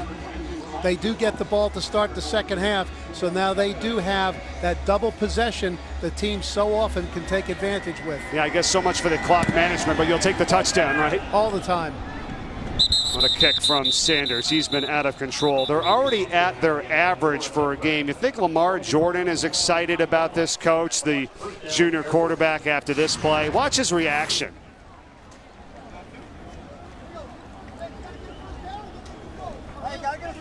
You know, Mike, and he could probably be an official, too, because he put his hands up signaling a touchdown. Yes. We'll just look at him. Hey, it's nice to see a kid have so much fun and so much enjoyment and having some success. I'd say there's plenty more to come, too. We're still in this first half. I think it was his first ever touchdown pass, you'd think, by that reaction. Relmont on the toss, gets it out here for McVay. Rips off about 7. Mike, New Mexico's tactical change here is a situational one. That is, they back their safeties and their corners up. They're not playing true run-stop secondary play. They're thinking situationally, we're not going to get hit for a long pass ourselves. Ryan Santos is an injured player down right now for New Mexico, who helped make the tackle on McVay. It was just his 3rd rushing attempt of this game for Tim McVay. 55 seconds to play in this first half. Air Force still with their 2 timeouts remaining will be faced with a 2nd down and 3. And as you said, they're going to receive the second half kickoff. So this is monumental on this drive for them to get some points. Not a gift because they gave up a touchdown, but they've got a chance to get it back and then start the second half with the football. The first thought here, with just under 1 minute 55 seconds to go, Mike, is to get the ball, to get, as you say, with a double possession, to get some points out of this. That shortens the field. The 10-second runoff due to an injured player. That shortens the field, all right, and get the ball down to the 30, 35-yard line and at least have a shot for a field goal. If you get it there with time remaining, then there's the opportunity to push it in there further. With all of their timeouts, I'm a little surprised that Air Force didn't use one of their timeouts right there to prevent the 10-second runoff, because time is precious in this circumstance. It might indicate the fact that they're going to be less aggressive for the end zone.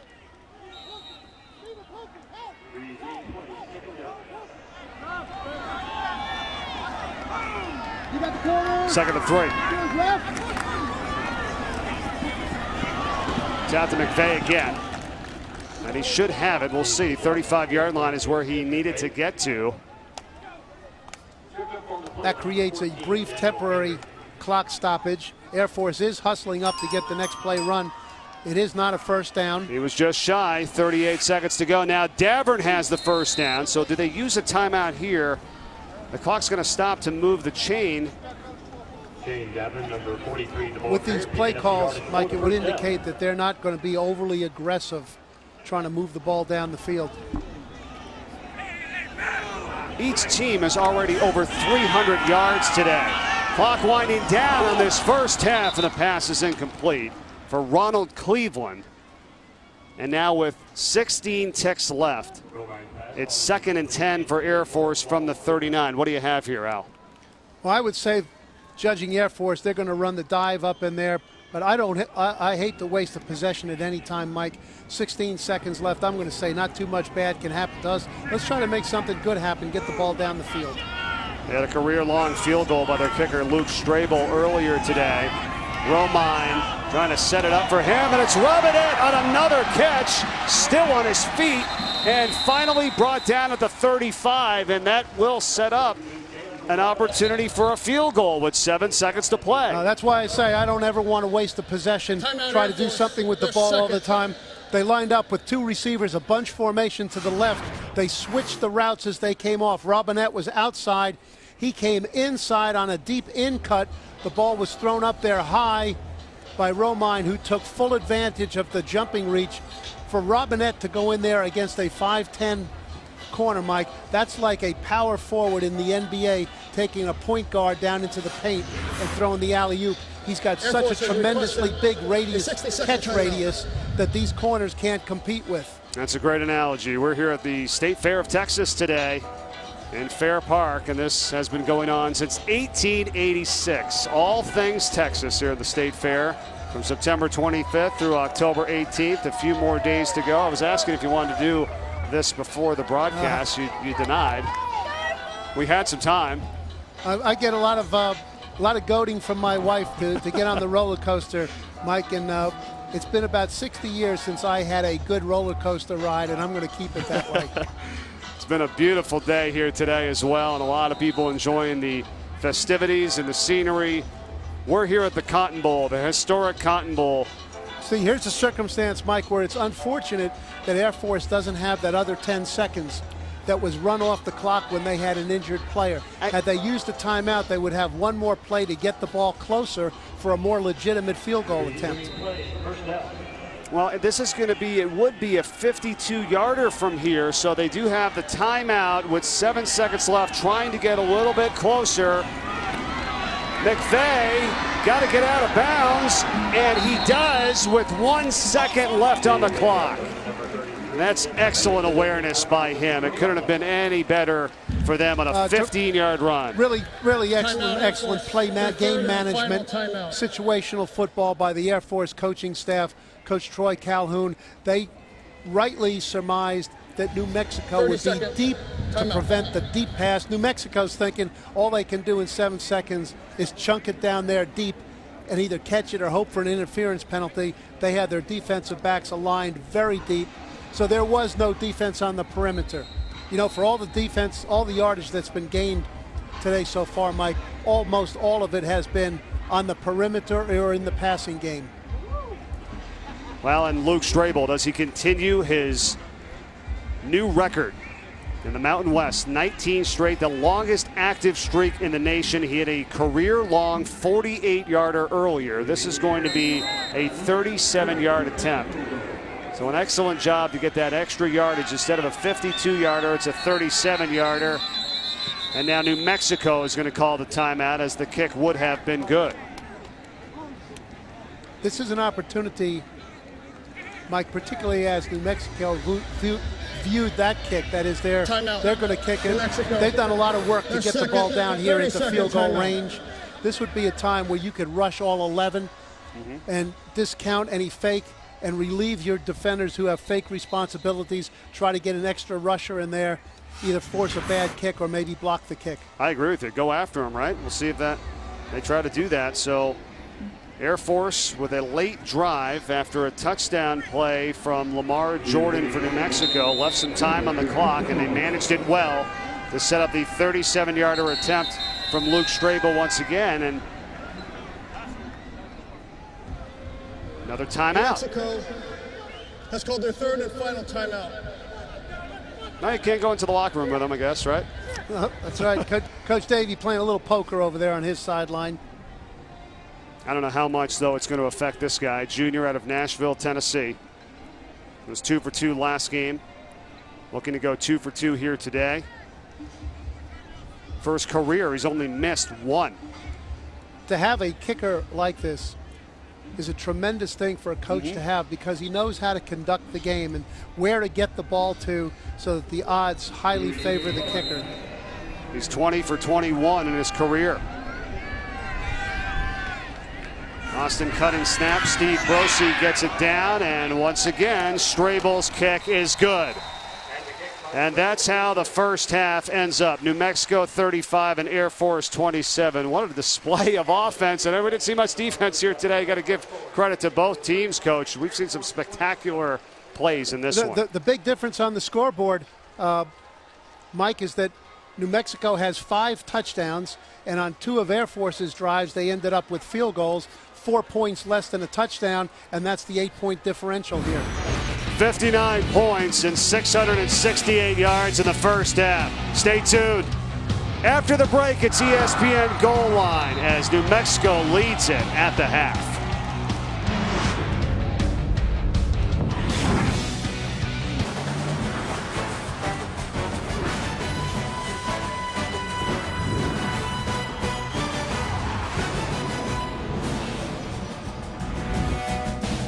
Action-packed first half with New Mexico and Air Force 35-27. The Lobos take an 8-point lead into the second half, which is coming your way very soon. Hi again, everyone. Mike Corey and Al Groh with you today. What a first half we've seen. And, you know, a guy that we featured at the start and one of our impact players, Terrion Gibson, was out for a couple of games for New Mexico, came back in a big way today. Mike, he was an immediate impact. It didn't take him long to get the ball in the inside end zone. He ran inside. He ran outside. He caught the ball. He did everything for his team in the first half. Started it off so strong with a big run, and then how about getting out on the edge? Well, when he gets on the edge with his speed, he's a racehorse out there. Okay? He's almost impossible to catch. And they've been able to use him in the pass game as well. Well, this option offense, heavy run oriented, sets up the passing game. Both quarterbacks were on the bullseye with their passing game to get touchdowns for their team. That was Robinette that time for Air Force, and here's the New Mexico touchdown. Q Drennan was wide open. Beautifully set up by Drennan as he faked the block, got behind the secondary, and Jordan laid it up there softly for a touchdown. And how about the numbers that we've had so far in this first half? Look at it, over 500 yards of offense on the ground by these two teams, almost 700 total for the game, and a ton of points as the first half was pretty outstanding. A lot of action, a lot of excitement. Looking forward to seeing what this second half brings. What do you expect here now, Coach, before the second half gets underway? Mike, neither team can depend upon their offense to do it all by themselves. That means they're going to have to get some stops on defense, which further means they're going to have to make some plays on the perimeter, because by and large, that's where it's been happening for each team. Let me ask you this, you hear it all the time from coaches and halftime interviews and even fans. They say, well, you got to make some second half adjustments. Are there really any major adjustments that can be made in midstream like this? What do you think each coach was talking about at halftime? Mike, rarely. Okay, those adjustments that are necessary to keep the game in control or to redefine the game for your team happen on the sidelines in between series. So what usually occurs at halftime is to be able to go into greater detail and clarification on those adjustments. In this case, as wild as it's been for each defense, there might be some kind of regain planning. Air Force in this first half, what we saw from their drives. Here's a look at their chart. What did you see? Well, Air Force really worked it from the inside out. They featured the dive play by their so-called fullback, who are really tailback style players. They try to soften up the defense that way. Eventually, scores come on the outside. I would expect to see a little bit more on the outside in this half from the Falcons. Second half with Nate Romine under center, the senior quarterback, DJ Johnson, the Jacoby Owens in the backfield. from the 25, and it's Johnson for just a couple. How about your assessment of Nate Romine at quarterback in the first 30 minutes of action for Air Force? Been very effective for his team. He's made some excellent runs both inside with pressure in the face of the dive, taking on the outside on the speed option, and the throws that he's had to make, Mike, he's been right on target.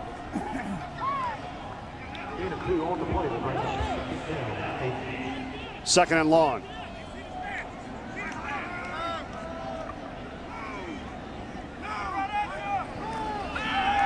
Into the air quickly here, and it's Davern again, almost on the same play that they had late in that first half, and out of the backfield, brought down by Kimmy Carson, first down. Mike, you just spoke about adjustments. Well, that's an adjustment that needed to be made that was not made. Once again, we have an option-style defense, not accounting for the fullback. Air Force is coming back to it until New Mexico can solve that issue. Well, I guess the only thing they made adjustment-wise was how long of the pass they gave up. That was just an 18-yarder before. It went for over 40, and now just a 1-yard gain on the ground as it's kept by Romine. Well, that was a true quarterback follow. By that I mean there are some plays in the Air Force option offense where he fakes the dive but immediately follows the fullback into the line of scrimmage, using the fullback as a lead blocker.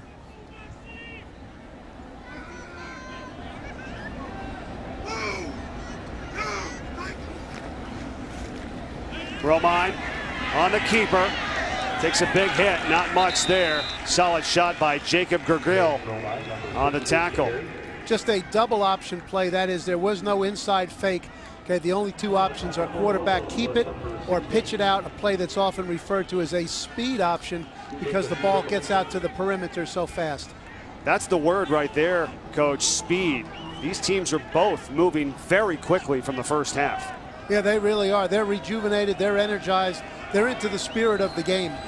Third down for Air Force. Opening drive of the second half. Romine, pressure, gets away. Not from the second man. Dakota Cox on the tackle. As Maurice Daniels was in there first, and Cox able to finish him off. An 8-yard loss in the first sack of the game. Because there have been so much effective running, there have been very few true pass situations. 3rd and 8, 3rd and 9 was one of them. And New Mexico kind of pinned their ears back, and they stopped playing option, and they rushed the passer on that play.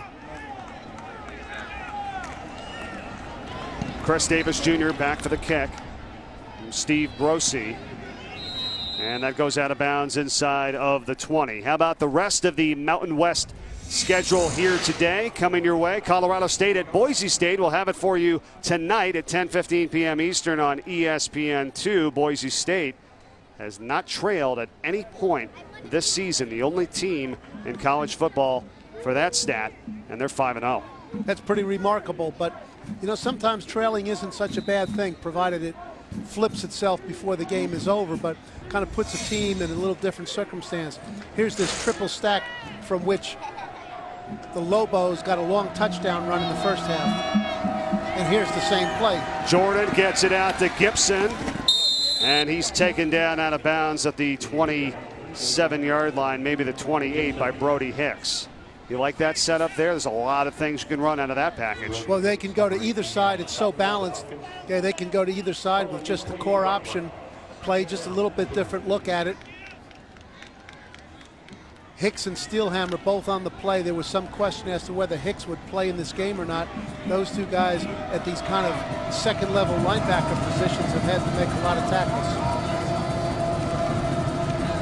Now it's Owens on the carry, and he doesn't get much. They didn't need much, but he's still going to be a yard shy of the first, just before the 30. Yeah, another play right there where you could really hear the pads pop. Very physical play, aggressive tackle from the inside by the Air Force linebacker. Crucial third down and short. New Mexico 4 for 5 on third downs today. They've been good overall in the season, just 36%.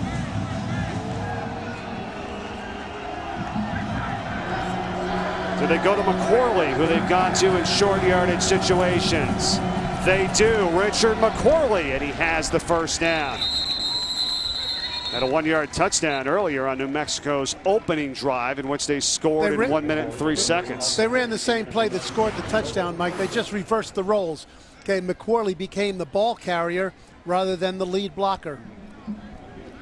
Hey, everybody gets their shot at doing something in this New Mexico offense. We've seen McQuarley, also Daquan Woodhouse, Terrion Gibson, Darrell Chestnut, Tyrone Owens. 5 different players in the backfield for this Lobos group.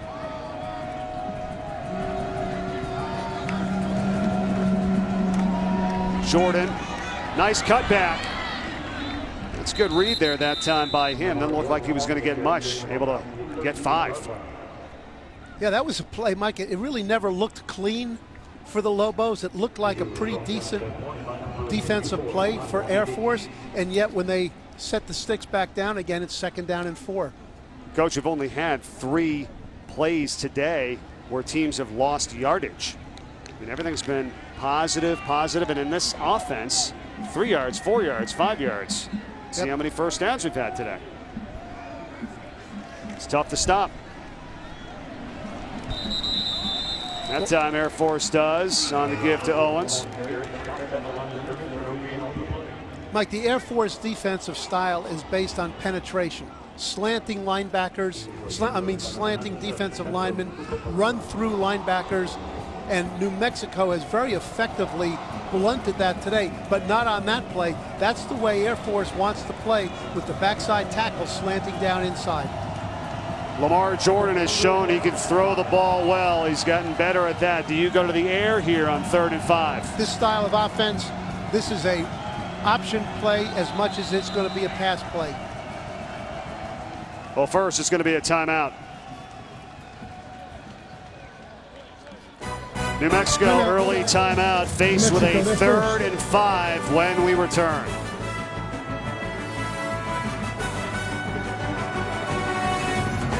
Own 38-yard line.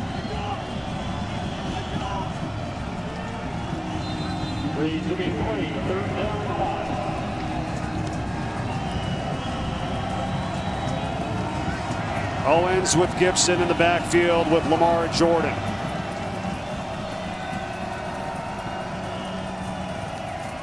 Jordan, right at the last minute. Owens, 1st and more. What a play. Owens off to the races. Tyrone Owens tracked down inside the 5 by Jesse Washington, saving what would have been a touchdown. Mike, Lobos won the chess match on this one. On 3rd and 5, Air Force guessed pass. They ran a pressure that they have not run before in the game. That left them light with guys to pursue from the inside out. And Owens once again breaks another long run. Not quite as fast as Gibson. So if he was on the relay team for the Lobos, I'd probably have him run 2nd. I'd have Gibson run the anchor leg, but he's fast. Number 5, Patrick Reed, an amazing block by that wide receiver to help spring Owens. A 58-yarder setting up 1st and goal from the 4. Well, that's an excellent observation on your part, Mike. He does a really nice job here of getting inside position, stalking him, using his hands, keeping his elbows in. Okay, even though his hand is on the outside pad, he's got his elbows in. There really was no intent to be a hold. These receivers on both teams, they understand, okay, their value to the team comes on an every play basis, not just when the ball is thrown to them. Coach, let me ask you about this. You know, as a former coach out there for a number of years, how do you recruit receivers to play in this system? How do you get guys to come in when you know they're not going to be getting the ball all that much? Sure. Oh, it's a very challenging thing, Mike. That's the trade-off. Okay, obviously running backs want to come here and play in this system. Not only do the backs get the ball a lot, but a lot of them play. 6, 7, 8 backs play in the game. It's a challenging thing to get the wide receivers. Sometimes you have to find some under-recruited players who have the ability to be college football players. You know, maybe they didn't get many passes thrown to them in high school, and they're happy for the opportunity.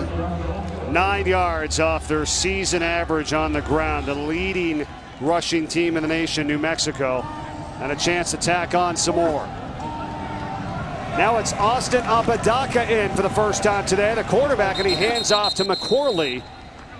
who's going to gain a couple. So we were anticipating seeing both quarterbacks today. We didn't know when, and now they have finally changed it up. And Austin Apodaca, the senior out of Longmont, California, who hasn't played in the last 2 games with a bruised collarbone. Early in the season, they were a 2-quarterback system. As good as Jordan has been today, losing Apodaca took away some of their passing game. Clearly, they want to get him back in action and get him ready for the second half of the season. And interesting to bring him in here in this situation. Started first and goal from the 4, now second down. He's going to hand to Owens with a good push up front. Owens stretching towards the goal line. No signal and just shy of the touchdown. Austin Apodaca is a capable option runner, Mike, but the fact that he's in there right now is probably a pretty good clue that the ball is going on the direct handoff.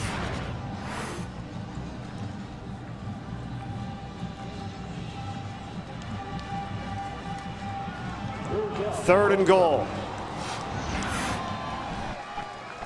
Owens and McQuarley to the left and right of Apodaca. It's going to be McQuarley. Richard McQuarley is in. Touchdown, New Mexico. Yeah, the bigger back of the New Mexico backs got the ball just as he did on the short yardage play. He's on the left side of the formation. He angles in towards the center where he can either hit it straight ahead or cut back. And the far side back has the crossover block to seal the inside from penetration. That is 2 one-yard touchdown runs today by Richard McQuarley, the junior from Mississippi. And he adds to his total now at 9 on the season, and that leads the team. Now, there are a lot of touchdown scorers on this team, that's for sure.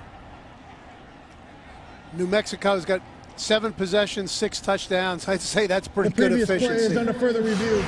Ruling on the field was a touchdown. Let's take another look at it. Well, in that mosh pit of players, hard to say that it was anything but a touchdown.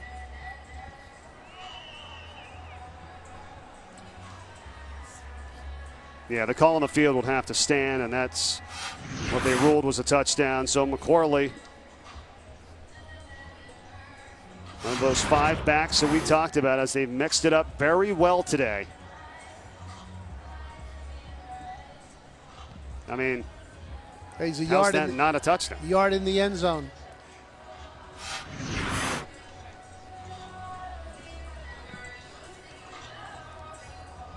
How much of the credit, as you watch this game, is the offense, and then how much is the defense just not making the plays that they need to, talking about Air Force, at least in this situation right now? Both of the New Mexico offensive line, as just stated on this drive, Mike, is doing an excellent job of cutting off the Air Force penetrators. Their defensive success against the run this year through 5 games has been in getting slanting linemen into the gaps, into the holes. Now, what New Mexico has done, these option offenses often work with very large splits to create run creases before the ball is ever snapped. New Mexico has cut down their line splits in this game to narrow down the creases that Air Force has the opportunity to penetrate, and then they've cut off that movement very well with their zone blocking scheme.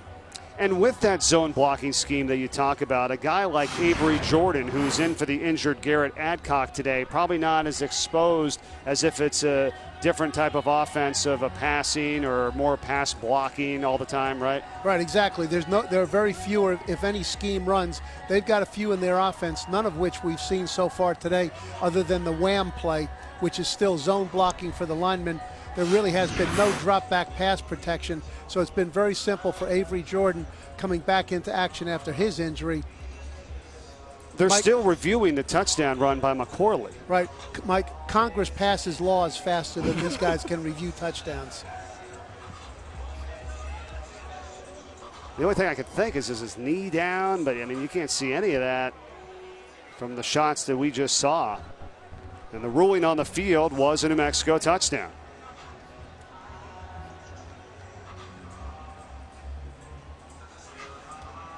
Halfway through the 3rd quarter, and I think we've got our call finally here from Kevin Marr.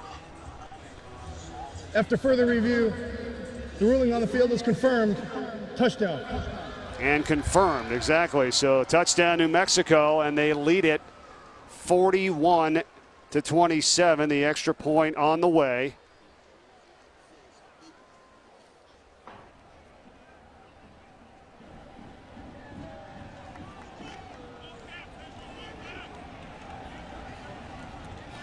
Nine-play drive, 80 yards in just under 5 minutes. Long sustained drives by New Mexico in this contest, and also short ones that have gone a far distance for touchdowns. The extra point is good. 42-27. How about Owens and McCorley on that last drive? Well, here's an example of that analogy to a boxer. Those body punches wear them down, but the knockouts come on the outside.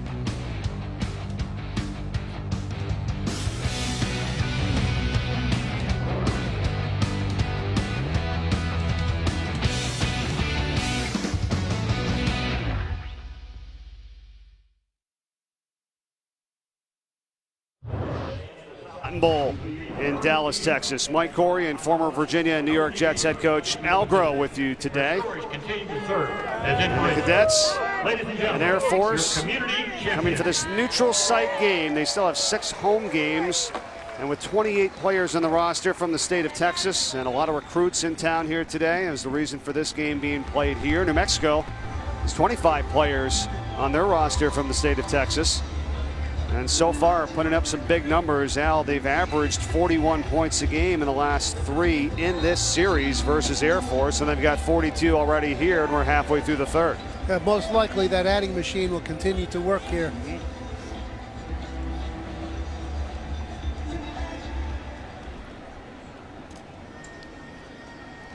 Jason Sanders has such a strong leg, first in the nation with 90% of his kicks touchbacks this season. Time for our top 10 in the AP, brought to you by AT&T. Alabama leading Tennessee right now 21-7. How about Clemson with a little bit of a struggle there versus NC State? Needed overtime for the win out.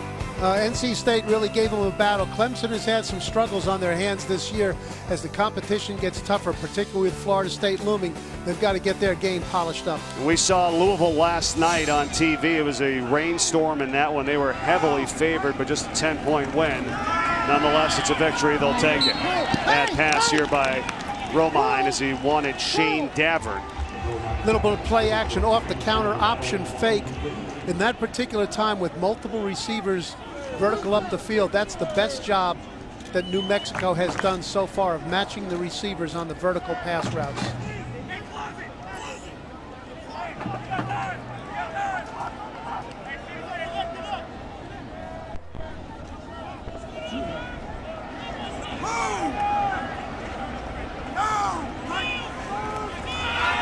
Romine.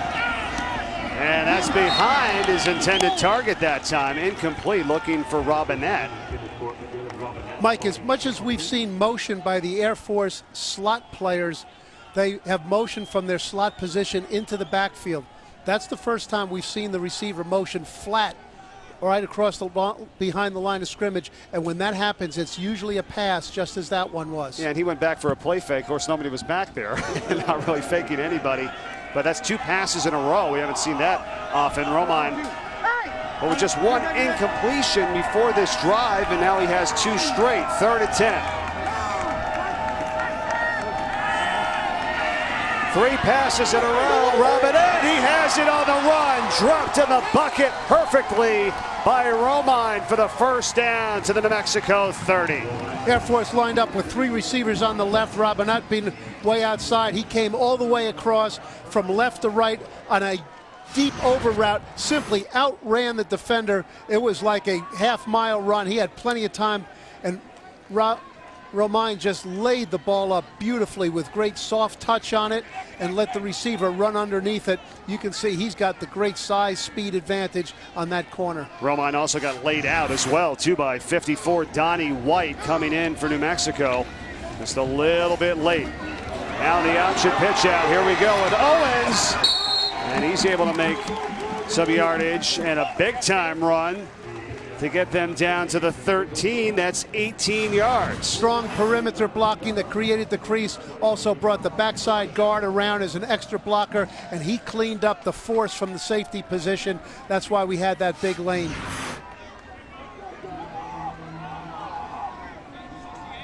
First and 10 Air Force.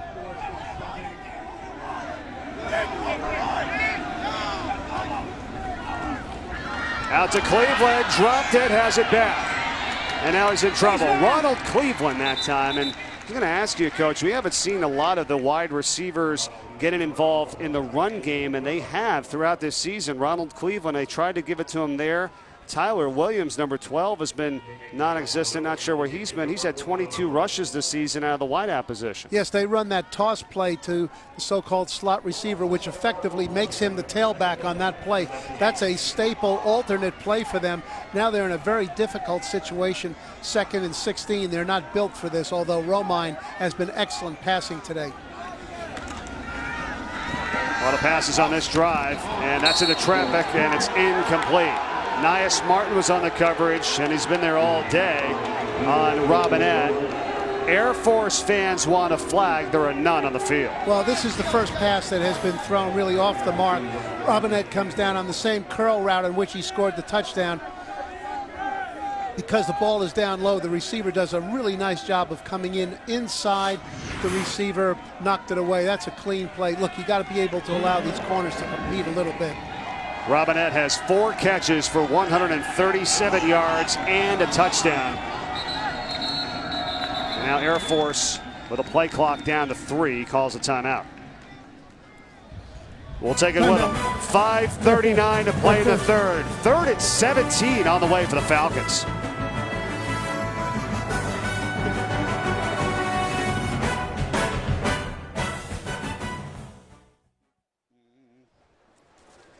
Situation right now, Coach. They've got it at the 20-yard line, but it's a 3rd and 17. The most important thing is to safeguard the points. They have a reliable field goal kicker, 20 for 20. Points matter every time you're down there. Protect the points. Get what you can get out of a desperate situation. Earlier this year in this situation, they ran the quarterback draw, and earlier in the game they ran the toss play against a pass coverage defense.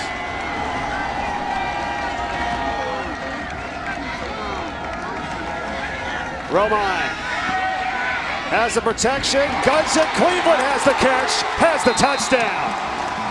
That's why I'm in the booth and Coach Calhoun is down on the field. That's the same curl route that they've completed twice to Robinette. That particular time they threw it to Cleveland. Another bullseye throw. This guy throws the ball with real confidence. A lot of velocity on it, an easy catch. The receivers don't have to reach away from their body. Puts it right on their numbers. That's a big conversion, a huge conversion. That was 3rd and 17, and they get the 20-yard touchdown from Romine to Ronald Cleveland, just his 2nd of the season. Now let's go back to the touchdown. How did this happen? Well, it's the same fake off the option play. He's got plenty of time. He sets up, throws it very nicely. Cleveland kind of reaches outside his body, does a nice job in his own right. Okay, and once again, the corner coming up from behind, all he's got to do is tackle the receiver, and it's going to probably create a field goal try and save 4 points. Very poor decision by the corner to try to go down low like that. Well, and Al, that was Boatwright that time, who we were looking to see if he was going to get back to action, number 11 for New Mexico, who missed all of last year in spring ball. He had turf toe since practice before the first game of the season, and did finally get into action today. He got banged up today, went to the sideline, came back in. Their secondary is hurting a little bit right now, New Mexico, with Isaiah Brown also out. That's a big loss. It certainly is. We'll give Boatwright not a big pass, but a little bit of a pass and say he's been out of action for a while. But that should really be a fundamental thing, particularly situationally. Timeout was called beforehand. He had the opportunity to be briefed by his coaches. Make sure you keep everything in front of you and make the tackle. Just a failure on his part.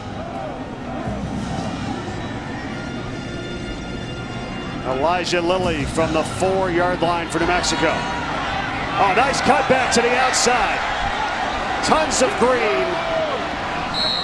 And a huge return to the 45-yard line. Strabel, the kicker, is the one that had to force him out. A 41-yard return. Same sideline return, scheme return has been very successful for the Lobos, but Lilly has been spectacular on returns, has really flipped the field position, saw that it was all clogged up, and as many New Mexico players can do, used his speed to get out of a very difficult situation. I think they found a pretty good kickoff return man that kind of saves Terrion Gibson, who's been injured in his first game back in a while. They don't have to have him back there now with a guy like Lilly. And Gibson shut down after a yard on first down. Samuel Byers. 7 possessions, 6 touchdowns. Look at these drives, Coach. 5 of 60-plus yards. Boy, they've been tremendously efficient. Rarely has there been a play for less than 3 or 4 yards. So many of them for more than 10. And the history versus Air Force for New Mexico under Bob Davie. Back in 2013, they ran for 451 versus the Falcons. They've got 349 today. Timeout. We've got a timeout. New Mexico, their third and final timeout.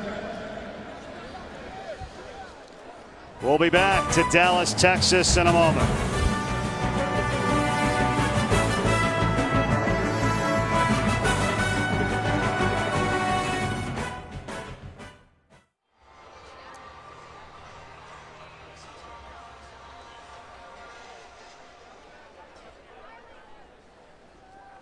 And the stack formation that we've seen a few times today.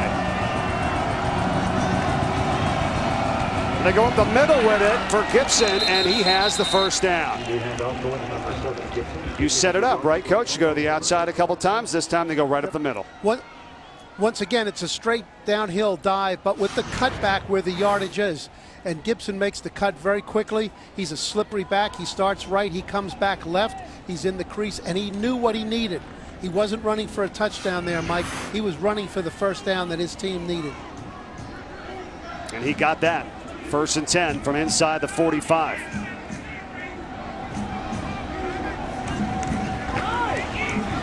Now it's Tyrone Owens' turn for 2 yards. Well, the right side of the Air Force defensive line has really perked up here in the third quarter. That's about the 3rd time that they've held the play to a negative play. A little bit of slant action, and they, with their quickness, they're difficult to cut off from the backside. Okay, in this particular case, the backside defensive end slanted down inside, too quick for them to cut them off.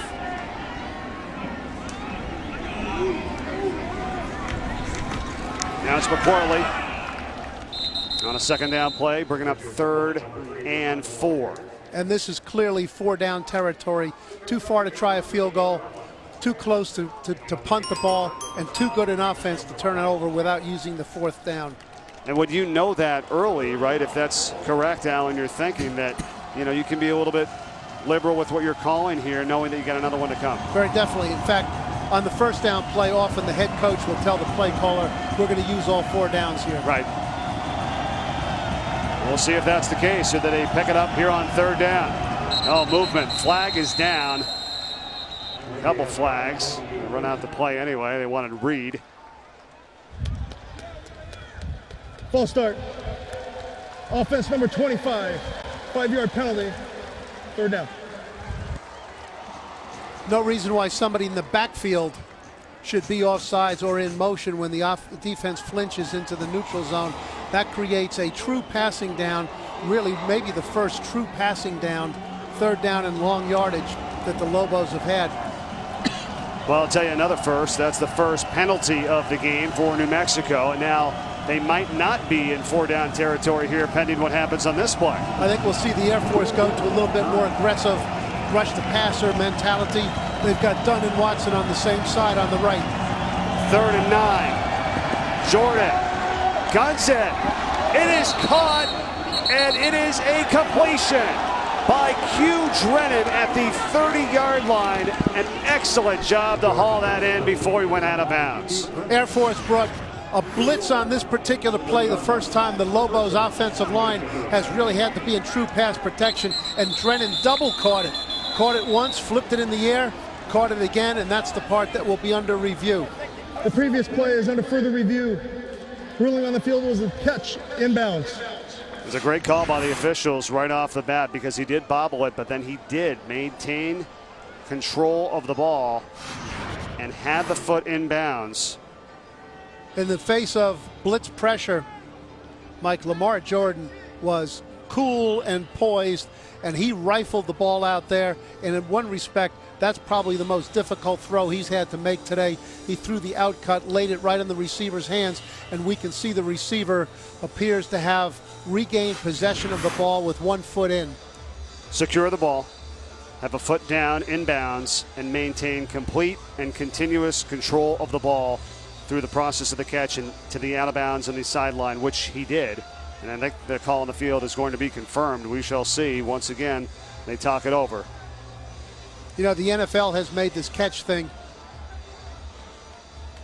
Mike, who knows what a catch is anymore, but if it looks like a catch on the field, it should be a catch. This is a nice job by the official being right on top of it.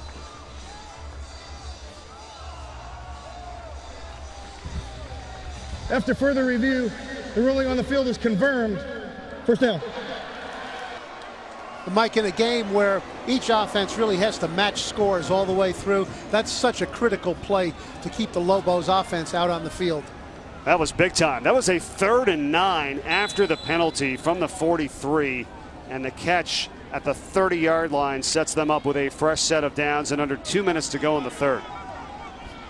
Hugh Drennan has that touchdown pass and then this amazing catch on the sideline to keep this drive alive.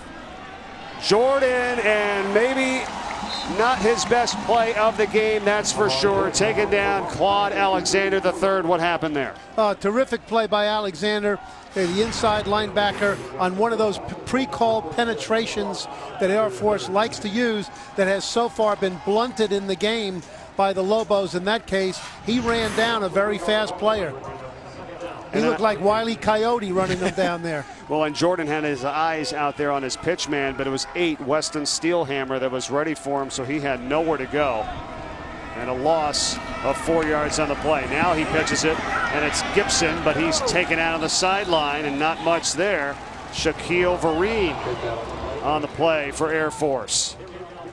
This Air Force defense is having a pretty good series. Okay, there's obviously some things they talked about, got clarified during the half. This is another 3rd down and long situation. They blitzed the last time. It wasn't successful. Let's see if they blitz again. Well, they converted a 3rd and 9. Now it's a 3rd and 12. What an amazing percentage today for New Mexico on 3rd down. 9 for 10. Pressure. Jordan gets rid of it, and it's incomplete. Double linebacker blitz. Both the inside linebackers came over their respective sides. That made a 7-man pressure. Straight man-for-man coverage, and Jordan just aired that one up there. There was nobody free. It was tight coverage down the sideline, hoping maybe to get an interference call. That was all. He wanted Darrell Chestnut, and Vereen was there with him step for step. 4th and 12, field goal opportunity now for the Lobos. From 49 yards for Jason Sanders. As long on the season as a 45. Plenty of distance with this one, and it is good. Counted for Sanders. Bob Davies says yes, sir, from 49 yards out, and that could have been good from 60 perhaps. Well, even our field goal kickers on each team are really in a point-scoring mode. We've had a 48 and a 49er today, both of them clean through the uprights. Kickers are stepping up just like all the offensive players are.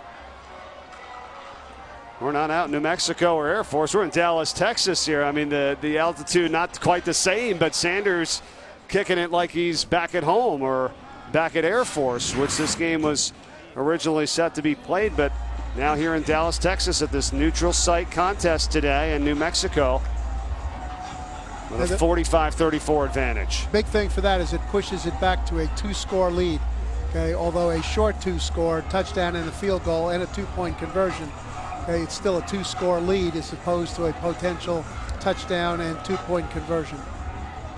State Fair going on right now up till October 18th. All things Texas. We are here at the historic Cotton Bowl today with 32 seconds to play in this third quarter. Mike, two big changes for the game for New Mexico that they needed to clean up was no major penalties, no turnovers, and they've enjoyed a substantial advantage in the kicking game and getting field position. It's a great point. A lot of things working well for them. And another touchback, which has been the case most of the times today. Tonight, ABC, get ready, Ohio State and Wisconsin. How about the Buckeyes? They have not lost in October under Urban Meyer. They're 16-0. And a big win at Oklahoma earlier, 45-24. That was probably their toughest test to date. They've won every game by 20-plus points. What do you think happens tonight versus Wisconsin? Mike, the Buckeyes under Urban Meyer have rarely lost in September, November, December, or January either. So given all of that, whatever month of the year it is, I think they're doing a nice job at Wisconsin. I'm putting my chips on the Buckeyes. Top 10 matchup tonight for you at 8 p.m. Eastern on ABC. Get ready for it. Wide open formation, nobody in a pitch position. Now they'll flip it out here to Ronald Cleveland. And that wideout on the outside is going to gain 4 yards. Hey, they brought Cleveland back in motion to fill the backfield back up, of which it was empty. That was anybody to catch the pitch. That sideline over there helps the defense because the creases in the perimeter are not as extended as they are to the open field. We have under 30 seconds to play in the third.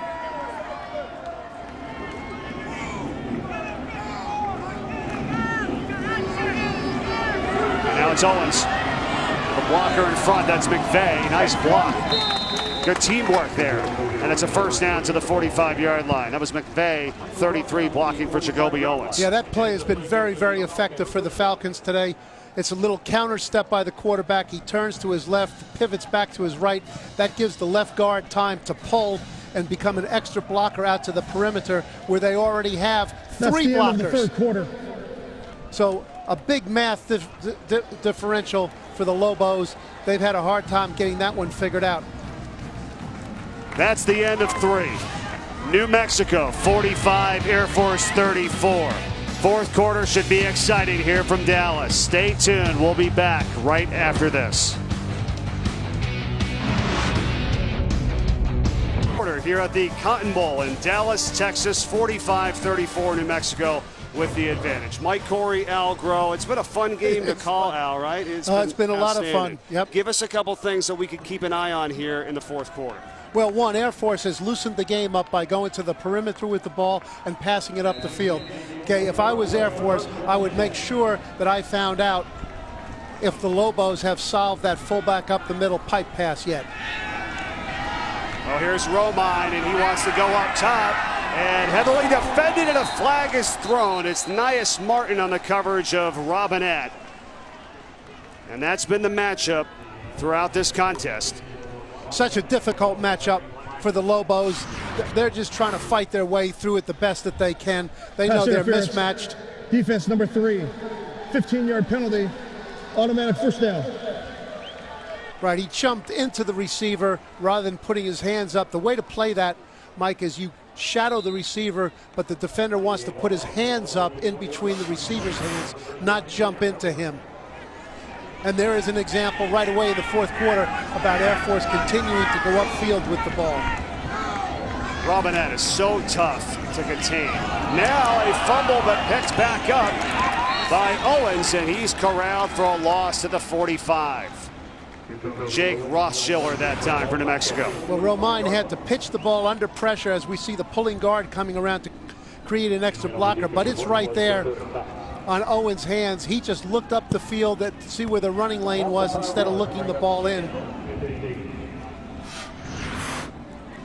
Unbalanced with 3 offensive linemen to the right, only the guard and a tight end to the left. McVay in motion. Johnson's in there for blocking, but does not pick up this man, and that's Nick Diavanzo on the sack of Romine. Nick Diavanzo has been very prevalent so far on the run on the pass. Hasn't too many pass rush opportunities there. He had one. That was as a result of Romine having to hold the ball, because once again, the New Mexico pass coverage was much improved. They were on all the receivers. They had 3 vertical receivers on the play with 1 deep crossing route. They were on everything. That is back-to-back tackles for a loss for New Mexico, and it's put Air Force in a 3rd and 22. And that's Jacob Gergil, who is down right now for New Mexico. Nick Diavanzo with a sack, his 2nd of the season, tied for the team lead in tackles coming into today. And you know, with Bob Davie, and now 5 years in this program, and 5 years with Bob DeBess as offensive coordinator, Kevin Cosgrove as defensive coordinator, you can see it, Al, how things are improving, how they're getting better, how they're getting more consistent, and they eliminated some of the penalties and the mistakes. And they've given up big plays, but they've eliminated some of the things that have really hurt them in previous games this season. These are 3 veteran coaches who have worked together. They understand each other. Mike, a coach's job is to prepare the players for the game and put them in position to make a play. It's the player's job then to make a play. Okay, they've had their guys in position to make plays today. They've made a lot of plays on offense. They've made a good deal on defense. They have cut down on some of the big plays. They just have been in position sometimes and haven't made the play. We've now got another secondary injury in a game in which Air Force is starting to throw the ball more. That's taxing the depth of the Lobos secondary. Yeah, that's the one thing they're going to have to evaluate this week and see who's going to give it a go. They've got a couple of players that are hurt and that are out. And that's when you're susceptible to the big pass. It's tough enough one-on-one on Robinette all the time. And if you go 2-3 deep, he's going to win that matchup every time. Same formation they threw that fullback down the middle from twice. It's a 3rd and 22. What do they have here? Romine, pressure, they got nothing. Another sack, Donnie White. And all of a sudden, the New Mexico defense is bringing it. 3rd and 17. Donnie White wasn't thinking option or anything except rush the passer. He took off on the snap of the ball. The tackle just jumped outside, overset him to the outside.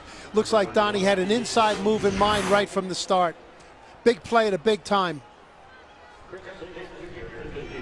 6 tackles in the backfield today for New Mexico, and 3 in a row to get this back on the punt. Chris Davis Jr. with a fair catch, and at the 5-yard line. So they'll be deep in their own territory, but they lead by 11, 2 minutes into the 4th.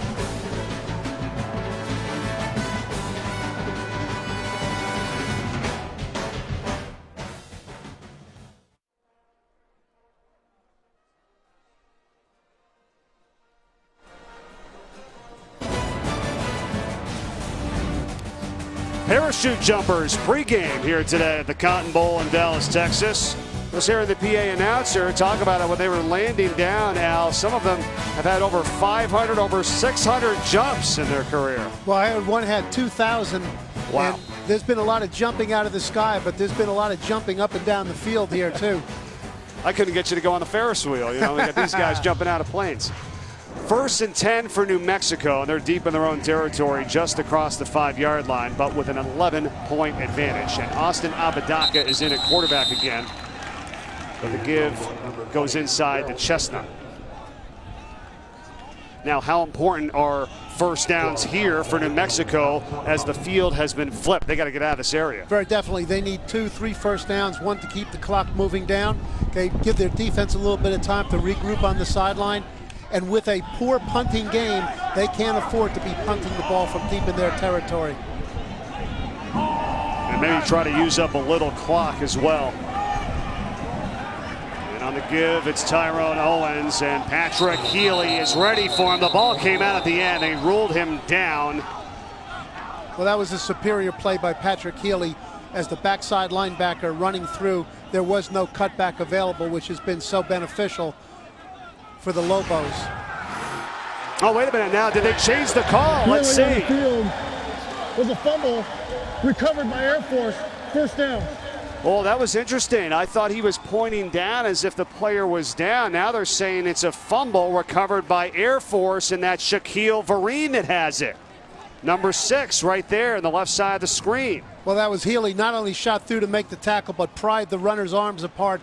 This is one of the things that we just mentioned that the Lobos had cleaned up from their game.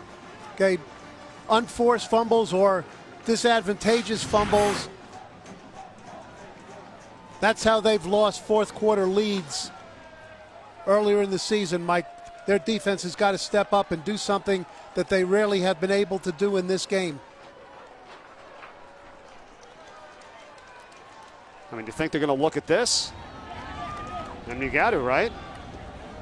The two biggest reasons for replay is make sure the right team has the ball and The previous whether or not play it was is a under further score. review. Ruling on the field was a fumble recovered by Air Force. We'll step aside while they take a look. And here it is again as we go to break. And this could be huge for Air Force. Will they have it at the New Mexico 11? We'll find out when we come back.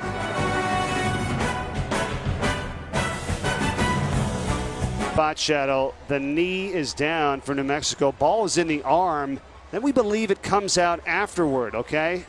Mike, there it is. Andy and his crew did a great job of getting us that shot, which shows exactly what you said. And then it appears that the runner is sitting on the ground when the ball comes out. Their initial call was a fumble recovered by Air Force. I really thought I saw him blow the whistle and blow him down. But they said that it was a fumble. So now they're reviewing, and there has to be enough indisputable video evidence to overturn this call, which was a fumble. So if they don't feel that there's enough, it's got to stand, and that would be a fumble, and it will be Air Force ball. And as you said, I'll reiterate our point, our great crew here today on ESPN. Thanks to Andy Bach, our producer. Always good having you back there, my friend. Matt McCandlish, our director. Ali Cater, our associate producer. Associate director, CJ Sarter. Harold Simmons, our technical director. Pearlie Hammers with John Burton and Phil Giles, our audio guys today. Thanks, everyone. Ed Spida on stats. Brian Corey, my brother, our spotter. And Annie Claverissimo, our stage manager here today. Thanks, everyone. Well, the runner goes into the pile. He's got it. It would appear that his knee is down and the ball is in his hand right there. It's certainly not on the ground. I don't have my Webster's dictionary with me, Mike, to see what indisputable is. The New Mexico ball carrier was down. The ball will be placed on the 10-yard line. Third down. All right, nice job, replay official. That took a little bit of guts, too. Okay, nice job, replay official. And that's what we thought the original call was, that he was ruled down by contact. And so I guess justice is served there, if you will, for New Mexico, and they have it back. And with a 3rd down and 6. Well, let's see if Abadaka stays in the game, okay, or that they go with Jordan back in at quarterback, which would indicate that they're going to run the ball on this circumstance. Still no turnovers today. After that ball goes back to New Mexico. All right, Abadaka stays in. McCorley's behind him. Gamblin goes in motion. It's a give to McCorley, so they don't try anything crazy. Are you surprised by that, Coach? I am a little bit, yes. If I was going to leave Abadaka in the game, I would have thought it would have been to pass the ball, because apparently the way they want to use him today, coming back from that collarbone injury, is to hand the ball off to one of the backs in the backfield, but not to put him in the way of harm on a tackle in the perimeter. That is the first time today that New Mexico has gone 3 and out. And it was at the deepest point in their own territory as Bajorquez kicks for Ronald Cleveland with a fair catch of the 46. Now, do the Falcons have an answer here?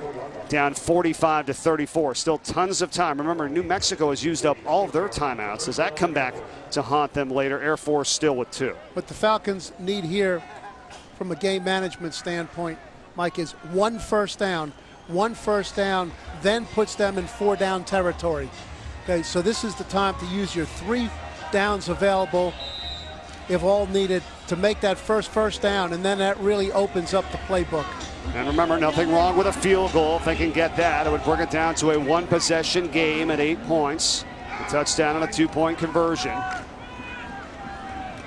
And now here's Tyler Williams for the first time today. And what I asked you about earlier, getting the wide receiver out there in space, his first time touching the ball on the outside. Well, this half has been about getting the ball to the perimeter with the option and getting the ball up the field with the passing game, and that brings those players like Williams and McVay much more into the offensive scheme.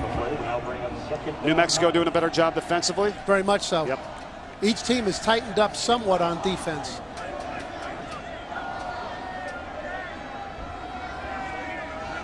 Second down and 9. Pressure coming from the outside edge for New Mexico, and they're going to get in there, and Johnson is knocked down at midfield. Well, now if they're going to reach that desired 4-down territory, they're going to have to get it done on the 3rd play of this series. And they changed up the personnel. Throughout the season, Mike, in these past situations, Air Force has operated out of the shotgun.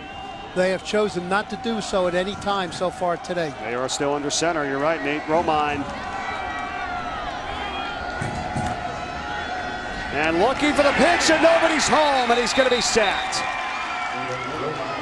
Nick Diavanzo gets in there again. Garrett Hughes as well, 95 for New Mexico. Well, New Mexico, the Lobos defense does a very nice job reacting to a play that's given them quite a bit of trouble.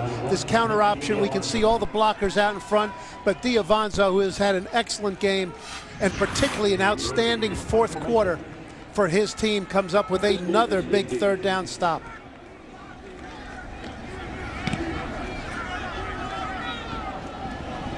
Chris Davis on the fair catch at the 12-yard line. This is a time, Mike, I know how much Coach Davies would like to get Apodaca in the game, but this is a time to go back now. It's not about getting a guy some reps and getting him ready for the rest of the season. It's about winning this game. Okay? And this offense has operated the best with Lamar Jordan at quarterback running the option, and unless there's something wrong with him, okay, that would give them a 3rd running back threat in the backfield. I agree with you, Coach, but they've done this throughout. You know, in situations when they are leading or when they are trailing. I don't know if there's any real rhyme or reason to it, it seems like. But I'm with you. Lamar Jordan has played a really good game today. And Chestnut on the carry is not going to get much, if anything. And under regular circumstances, I think you're right. If Apodaca goes in, the defensive team has to be more wary of a pass. But because he's been injured and he hasn't had as much time, they're not doing that right now. Coach Steve Russ, the defensive coordinator for Air Force, is reacting to the situation that as he's running his linebackers downhill on the snap of the ball, regardless of where the ball's going, because he's thinking with Apodaca, it's a lot more inside runs. Second down. And you're right, McCorley, and just getting spun around, and there's not going to be any gain on that play either. You had mentioned Steve Russ, the defensive coordinator for Air Force, and he's done a spectacular job when he took over this defense as the defensive coordinator himself for 3 straight years. They gave up 40 points a game in 2014. It was down to 24 last year. It's now down to 20 this year, slowly but surely getting better. Completely retailored their defensive scheme to fit the needs of their team and their personnel. They've got a very aggressive, creative scheme. They get them in the positions to make plays, and they'll have to make one here now against this 4 wideout formation. This is big. Apodaca on 3rd and 10. Here comes the pressure. He scrambles. He has a man. There's contact. There are no flags. Incomplete for Patrick Reed with Jesse Washington defending for Air Force. Well, he shows what he brings to the game as a passer. That was an accurate throw under pressure all the way down the field. Okay, this is really the same type of contact right here that New Mexico was called for pass interference on the previous series. I was going to ask you, are you okay with that no call there? No, you would have threw the flag. If he threw it before, he should throw it then.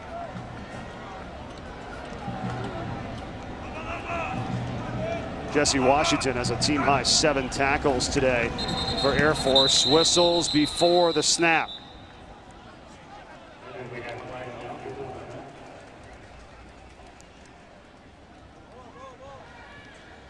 False start. Kicking team number 6. 5-yard penalty. Still 4th down. Seen a little bit of a minor meltdown here from the Lobos, Mike, an almost fumble, a penalty, a quarterback under pressure, 2 3-and-outs. That's not the way they got to having 45 points at this stage. Please reset the game clock to 7:46. I hear you, and it's field position. They've been deep in their own territory on those last 2 drives.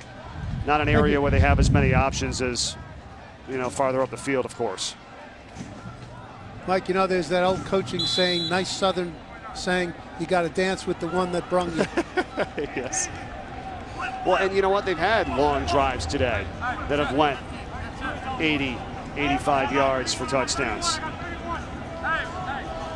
Ronald Cleveland stands at midfield for Air Force. Terrible kick by Bajorquez. No, I shouldn't say that, as it's going to roll a little bit, give him some, back him up to the 46. Ends up working out for New Mexico, up by 11.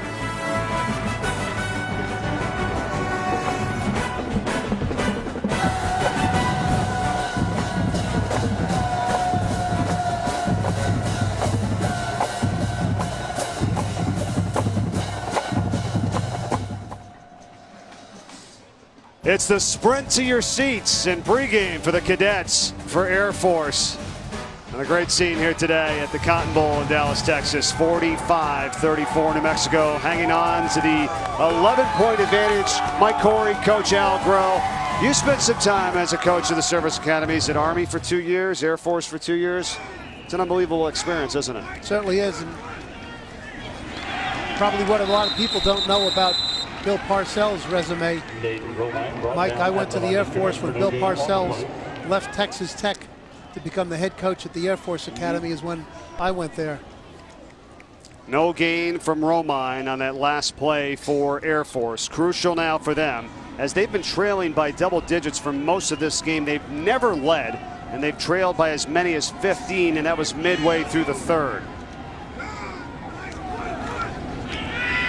Romine on a deep drop, guns it. What a catch! The 35-yard line by who else? Jalen Robinette. Off the play fake, Romine set up perfectly, feet underneath his pads, threw the ball with conviction to Robinette, who lined up on the right side, just went straight down the field, ran a deep in cut, and he stuck it in there right in between 2 defenders.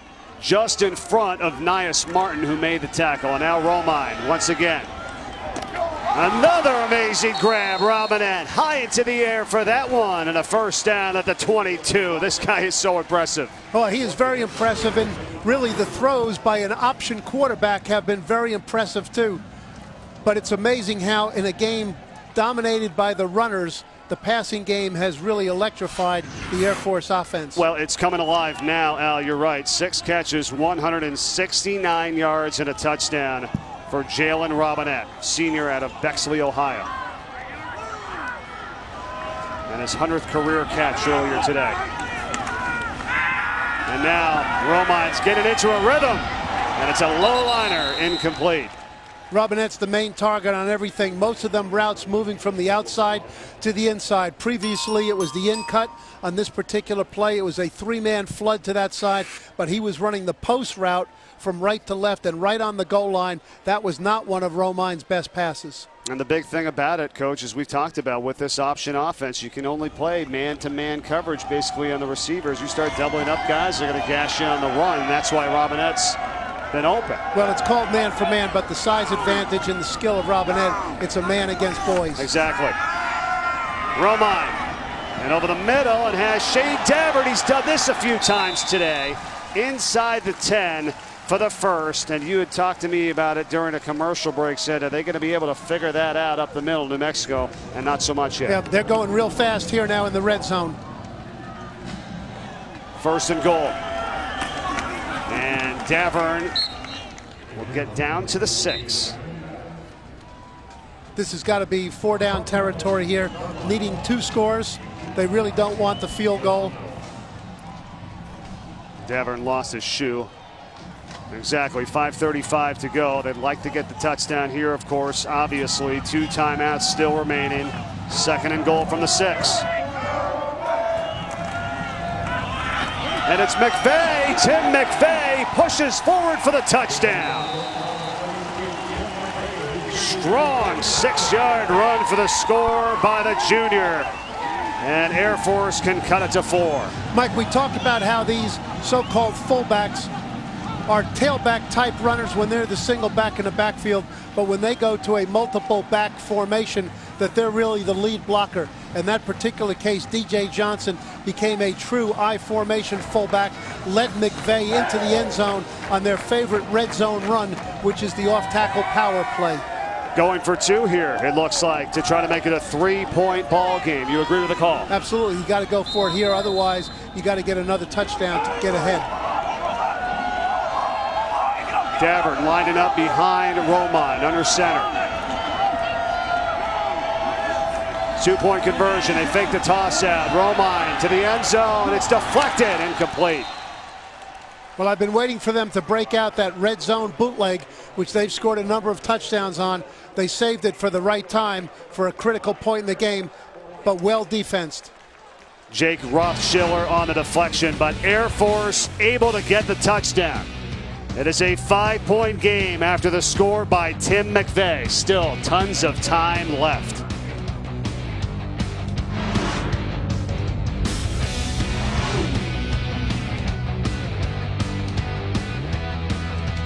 Absolutely. I like the play call. It's been very good for Air Force, and I like the circumstance. If they can get it down to a 3-point lead, then that shortens the field on the next possession to, at the very least, just kick a field goal to go into overtime. Whether they're down 4 or 5 doesn't make any difference, because now it requires a full field and a touchdown. Well, there's still a good amount of time left. 5:22. Air Force has 2 timeouts remaining. But it's New Mexico ball now from the 25. Well, let's see who's going to come out at quarterback for them. Lamar Jordan or Austin Apodaca. We've seen Apodaca in the last 2 sequences. And how about this? New Mexico scored on 7 of their first 8 possessions. Their last 2 drives, 3-and-out punt. 3-and-out punt. What do you think? Yep, they got to get some juice back in their offense. They got to play to win here and not just try to preserve their lead. They've got to run the whole offense, whether it's Apodaca or Jordan in there at quarterback. Can't eliminate certain aspects that have made you very productive. And it's out to Chestnut, and Air Force has come energized now. Samuel Byers first on the scene for them. On that no fake speed option, there is no deception. It's just a question of making the blocks on the perimeter and outrunning the defense. At this stage in the game, defenses are getting things figured out a little bit better. Coach Davey recruited Apodaca as a high school player, and it was a relationship that they built, that they continued. He went to Washington State, then Mesa Community College, and then is now here at New Mexico. But he had a bruised collarbone after the Rutgers game, hadn't played in the last 2. And now he's in here in a crucial time as Apodaca not going to get much. Only thing that matters right now for New Mexico is that first down marker at the 35-yard line. It's going to be 3rd and 7. As the Lobos work the clock, this play will be snapped around the 4-minute mark. So you're exactly right. A first down in this situation will give them control of the clock as well as of the opponent. And they're now dealing with 2 opponents, Air Force and the clock. And then maybe force Air Force to use some of those timeouts, but they got to get the first down first. Apodaca from the gun. Here comes the pressure. He gets rid of it. It's floated out there and incomplete. Looking for Q Drennan and Jesse Washington again in on the scene for Air Force to swat it away. Actually, the same pattern on which Gibson caught the ball in the flat for the touchdown earlier. Apodaca put it right out there on his hands, but a terrific play reaching in with the upfield arm in order to deflect the ball right off his hands without any contact. Another good job by the defense of Air Force rising up, create field position for their offense. Net punting has been a tremendous negative for the Lobos throughout the course of the year. They've got to get at least a 35 to 40-yard net here. Bojorquez, as Cleveland fields it on the run, makes the first man miss. He's going to eke out about 7 on the return as a flag comes in late.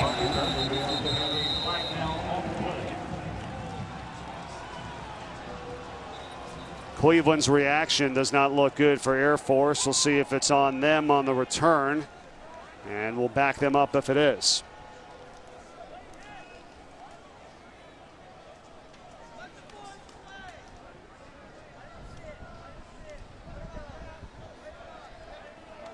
.345 to go in this contest.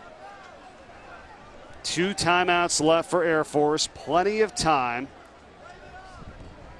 The ball's either going to be at the 37 where he got to, or they're going to back him up a little bit as we await the call here from Kevin Marr. There is no foul for blocking the back. First down, Air Force. All right, so they pick up the flag, coach, and from the 37, 1st and 10. Bob Davie could only smile after that. It was okay. Now he's going to hope his defense can rise to the occasion like the Air Force D has done on the last 3 New Mexico possessions, 3 and outs. With 2 timeouts, Air Force has plenty of time to run their full offense.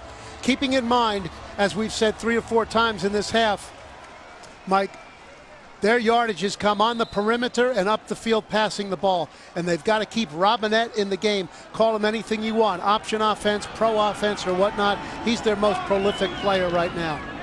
Romine's numbers are solid. You saw it. 10 of his 15 passes in this second half for 246 and the 2 touchdowns. And he can also do this. Romine, look out. Flag is flying down the field as he gets pushed out at the 45 of New Mexico, and we check the call. Would be good for 18 if it stands.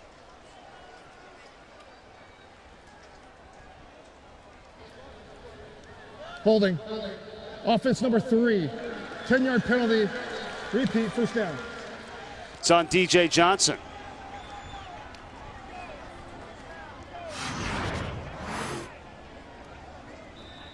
Well, DJ as a lead blocker, we see him trying to cut the defender out there. He wraps his, hey, this is a little trick that these guys learn. They wrap that leg around the arm around the leg on a cut block, and they think they can get away with it. That was really well called by the back judge. Now here's the thing, that's a spot foul, so it's actually 1st and 11. They get the first down, but it backed up, and it's 1st and 11, and Romine gets taken down. And on the play first, Maurice Daniels, senior defensive end for New Mexico. Both of these teams seem to have abandoned the inside dive on the option plays and are going with double options rather than triple options with no inside fake, and the defense is just running to the edge very quickly. Clock management now here for Air Force. They can do it right. Trim this game down and get the game-leading touchdown. Romine with time, but way off the mark. And intended that one for Ryan Riffett. First time that they've went his direction. The junior tight end. He's got 5 grabs on the year. 2 of them are touchdowns. Now on this 3rd down and 11, the Lobos bring in 3 pass rush defensive linemen trying to get the same type of pressure they did before, and that includes Donnie White, who got that sack, and he's lined up on the same side of the defense as he was when he made that hard inside rush for the sack. Let's see if they can get to him. 3rd down and 11 for Air Force. Romine, incomplete. Cleveland intended target. They're looking for the flag, and there are none. Now, you can punt this one away with your 2 timeouts. Or if not, you're really in a world of hurt if you don't convert here. What are you doing, Al? If you don't convert here, really the game is basically over. Okay, Air Force appears to be going for it here. They bring Matakevich into the lineup, which gives them another 6'5" receiver in the game. So they've got 3 6'5" receivers in the game to match up on these shorter defensive backs. Well, this is it. Play of the game here for Air Force on 4th and 11. These routes will all be right at the sticks. Romine made open, but it's incomplete now. Robinette and also Riffett And I'm not quite sure. There a little miscommunication there. What was happening? Well, Robinette ran straight down the sideline. He was well covered. They were bringing Riffett over from the right to the left on a high, deep over that they wanted to clear out the zone with and throw it to him, but they matched it with man-for-man coverage, so they ran all the way across with him and picked him up on the other side. Yeah, I think it's going for Riffett that time. Just a bad pass. Right, they had a chance to really stick it on the receiver. It would not have been a difficult catch. You said it correctly, Mike. Okay, you can go into a detailed technical advantage analysis. Nate Romine, for all the good passes he's thrown in the game, just missed that one. A couple things happening here. Injured player down, Nick Diavanzo, 91 for New Mexico. They attend to him. Bob Davies out there as well. Now here's the thing. I think with it 4th and 11, Coach Calhoun's probably thinking, right, Coach, okay, it's all right if our defense holds them even to a field goal. It could still be a one-possession game. They still have their 2 timeouts. It's not ideal, but it could still be a one-possession ball game if they hold them to a field goal. But they can't give them a first down. They haven't, though, the last 3 drives. Well, if he's the coach, he's got to, I'm sure he did factor in that our defense has been playing better. We have a chance to do the same thing out here. Thinking that they're probably going to run the same relatively conservative plan that the Lobos have run ever since Opadaka has become the quarterback. Now, you don't want to speculate because you don't know. Maybe there's something going on with Lamar Jordan. I mean, he does have his helmet off, but there's a lot of players with their helmet off right now on the sideline for New Mexico. So we are not quite sure what the deal is, but it's Opadaka who's been out there for most of this second half. They need at least a first down to try to seal this and force Air Force to use those timeouts. McCorley bumps it to the outside. It goes out of bounds. Now, still over 2 minutes to go, so it doesn't stop the clock. It'll start running again once they place this ball down. McCorley just used the speed that we've seen so beneficial to the Lobos throughout the course of the game to bounce it out outside and save it from being a disastrous situation. Yeah, the clock stops, Mike, but they waited 10, 12, 15 seconds to get it stopped, so it does not maximize the amount of time they could have run off the clock. They need to take this down on the play clock under 5.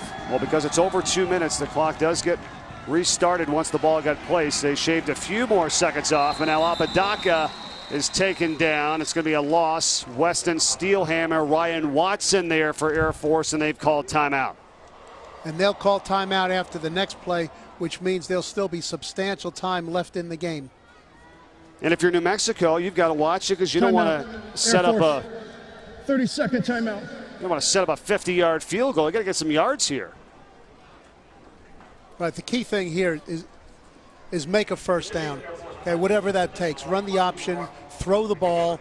If you make a first down, the game is going to be over, essentially. Okay, so a lot of teams here would say, well, we don't want to throw the ball. If it's incomplete, it stops the clock. If it's complete, you win the game. And so the risk reward is great because even if the other team gets the ball, they still have to go all the way down the field. I understand. Now let me ask you the other side. If they don't get the first down, pending the yardage, do you go for a long field goal here, or would you punt it away by any chance? I would have to know have been with that field goal kicker on the field every day in practice. But as poor as their punting is, if they just get a normal punt from this field position, they got a chance to down it inside the 5. And if the other team has to go the full length of the field because they didn't get that 2-point conversion and no timeouts, the odds are in the favor of the Lobos in that circumstance. Let's remember, Jason Sanders, he's 1 for 1 today with a 49-yarder, but going the other direction. So now it's a crucial 3rd down and 8 for New Mexico. Owens, not much. Nothing. Patrick Healy on the stop. And Air Force takes their final timeout with 2 minutes left. Their 3rd and final timeout, 60 seconds in length. Now this, all of a sudden, the heavy mental baggage, heavy mental carry comes for Bob Davie. If they don't make a field goal, now it is right in the middle of the field, Mike, but if they don't make it, and this is stretching their kicker's maximum distance, then Air Force gets the ball in favorable field position. It would be a 40 a 50-yard field goal attempt. He hit a 49-yarder earlier. This would be a 50-yard attempt. So your choice is a 50-yarder, go for it on 4th and 7, or punt the ball to Air Force. They're out of timeouts. Both team out of timeouts. 2 minutes to go. Mike, Three choices. Most of the game, I would have loved being either one of these head coaches, but when you got to make these kind of decisions that Bob Davie has here, you wish somebody would come down, the guardian angel would come down and make it for you.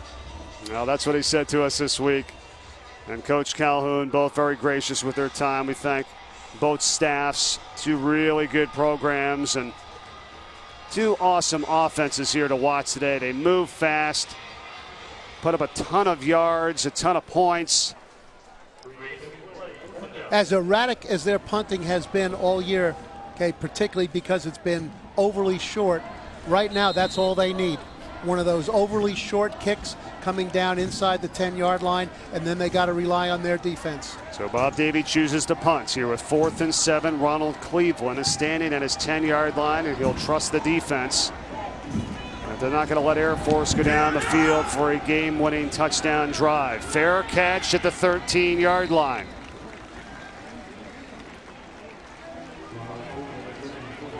How fun is this? 1:54 left. It's come down to this. It's going to be down at the 12-yard line, so they'll have to go 88 yards for the touchdown and the game winner. Let's see what happens. Well, it'll be very interesting here, Mike, to see if Air Force does go to that shotgun 4 wide receiver drop back pass formation that they have used quite a bit during the course of the season, but have not broken out yet today.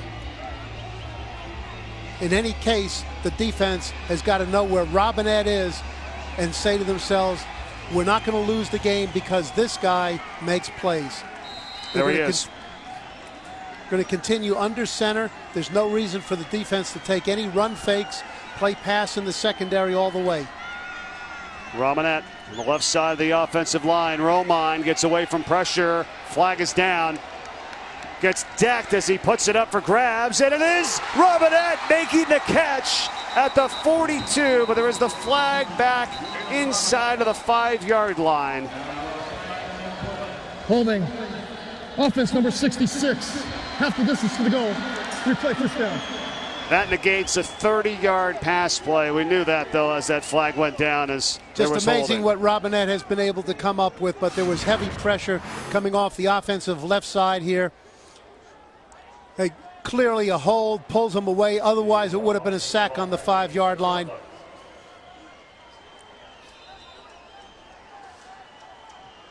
You know, and that's dangerous. That ball gets intercepted, the game's over. They decline that penalty, New Mexico ball, and we're done. He put that one up for grabs. 2nd down after the penalty from his own end zone. Robinette, yes, indeed, to the 19-yard line. It's going to be 3 yards shy of a first. Lobos playing soft in the secondary. They're willing to let Robinette catch the ball in front of them, but not over the top. Robinette's on the sidelines now, taking a break. Clock winding down. 7th catch of Robinette's career, or of this game, as Romine gets away, flips it over, and has McVeigh. They'll take it up to the 40-yard line for a first down. What a spectacular play by Romine, escaping the rush. Keeps his poise about him, looks all around the field, finds McVeigh, who really was not in the pattern, Mike. Just slipped out there and underhand flipped the ball. It's almost like an option pitch, the way he gets it out to the sideline. Kimmy Carson right there, number 2, is down. He's the one that's hurt.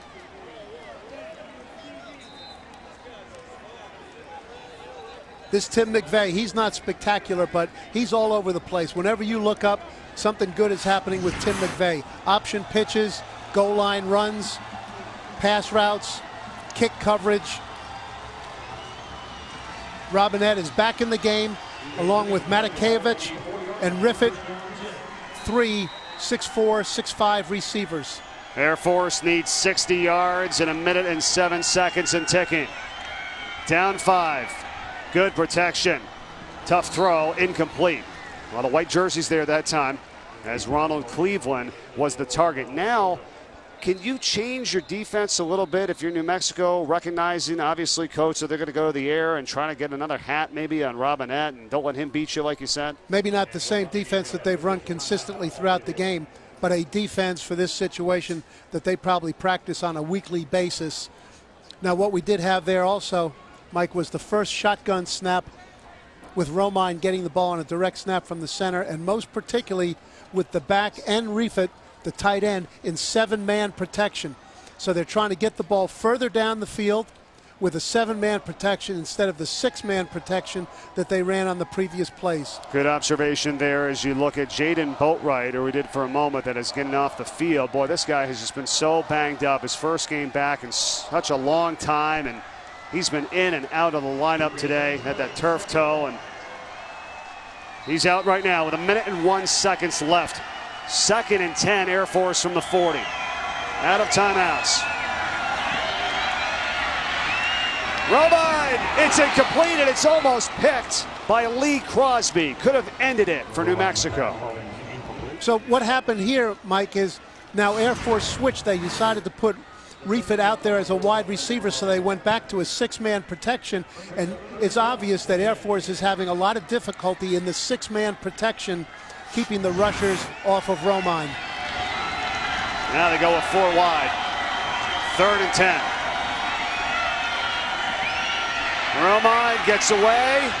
Sideline route, and Robinette couldn't grab it. He was trying to tiptoe that sideline and maintain his possession in bounds, but it wasn't a great throw.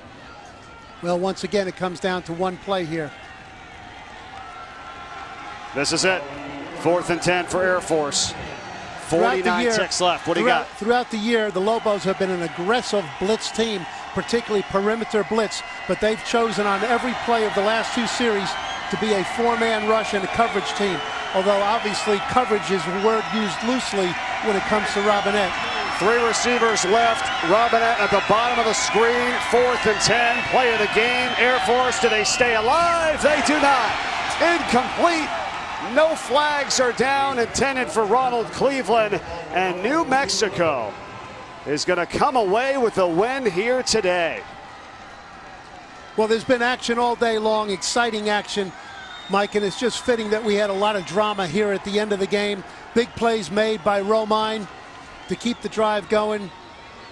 Unfortunately, they couldn't pull it off, but a great win for New Mexico, bouncing back from their loss to Boise, and most particularly for the first time this year, protecting a 4th quarter lead. And a thrilled Bob Davie on the sideline there moments ago. They've got to get some clean kneel downs here, and that's all it's going to take. What a job by New Mexico hanging on. Bob Davie's group is going to go to 3-3 and 2-1 in the Mountain West. This is crucial. Big time win for them today. Well, we talked about standings earlier. Air Force had a little bit of a leg up on being a contender, but hey, they're right in this right now, and they get a chance to play all the other contenders, so they can win their way into the top of the division.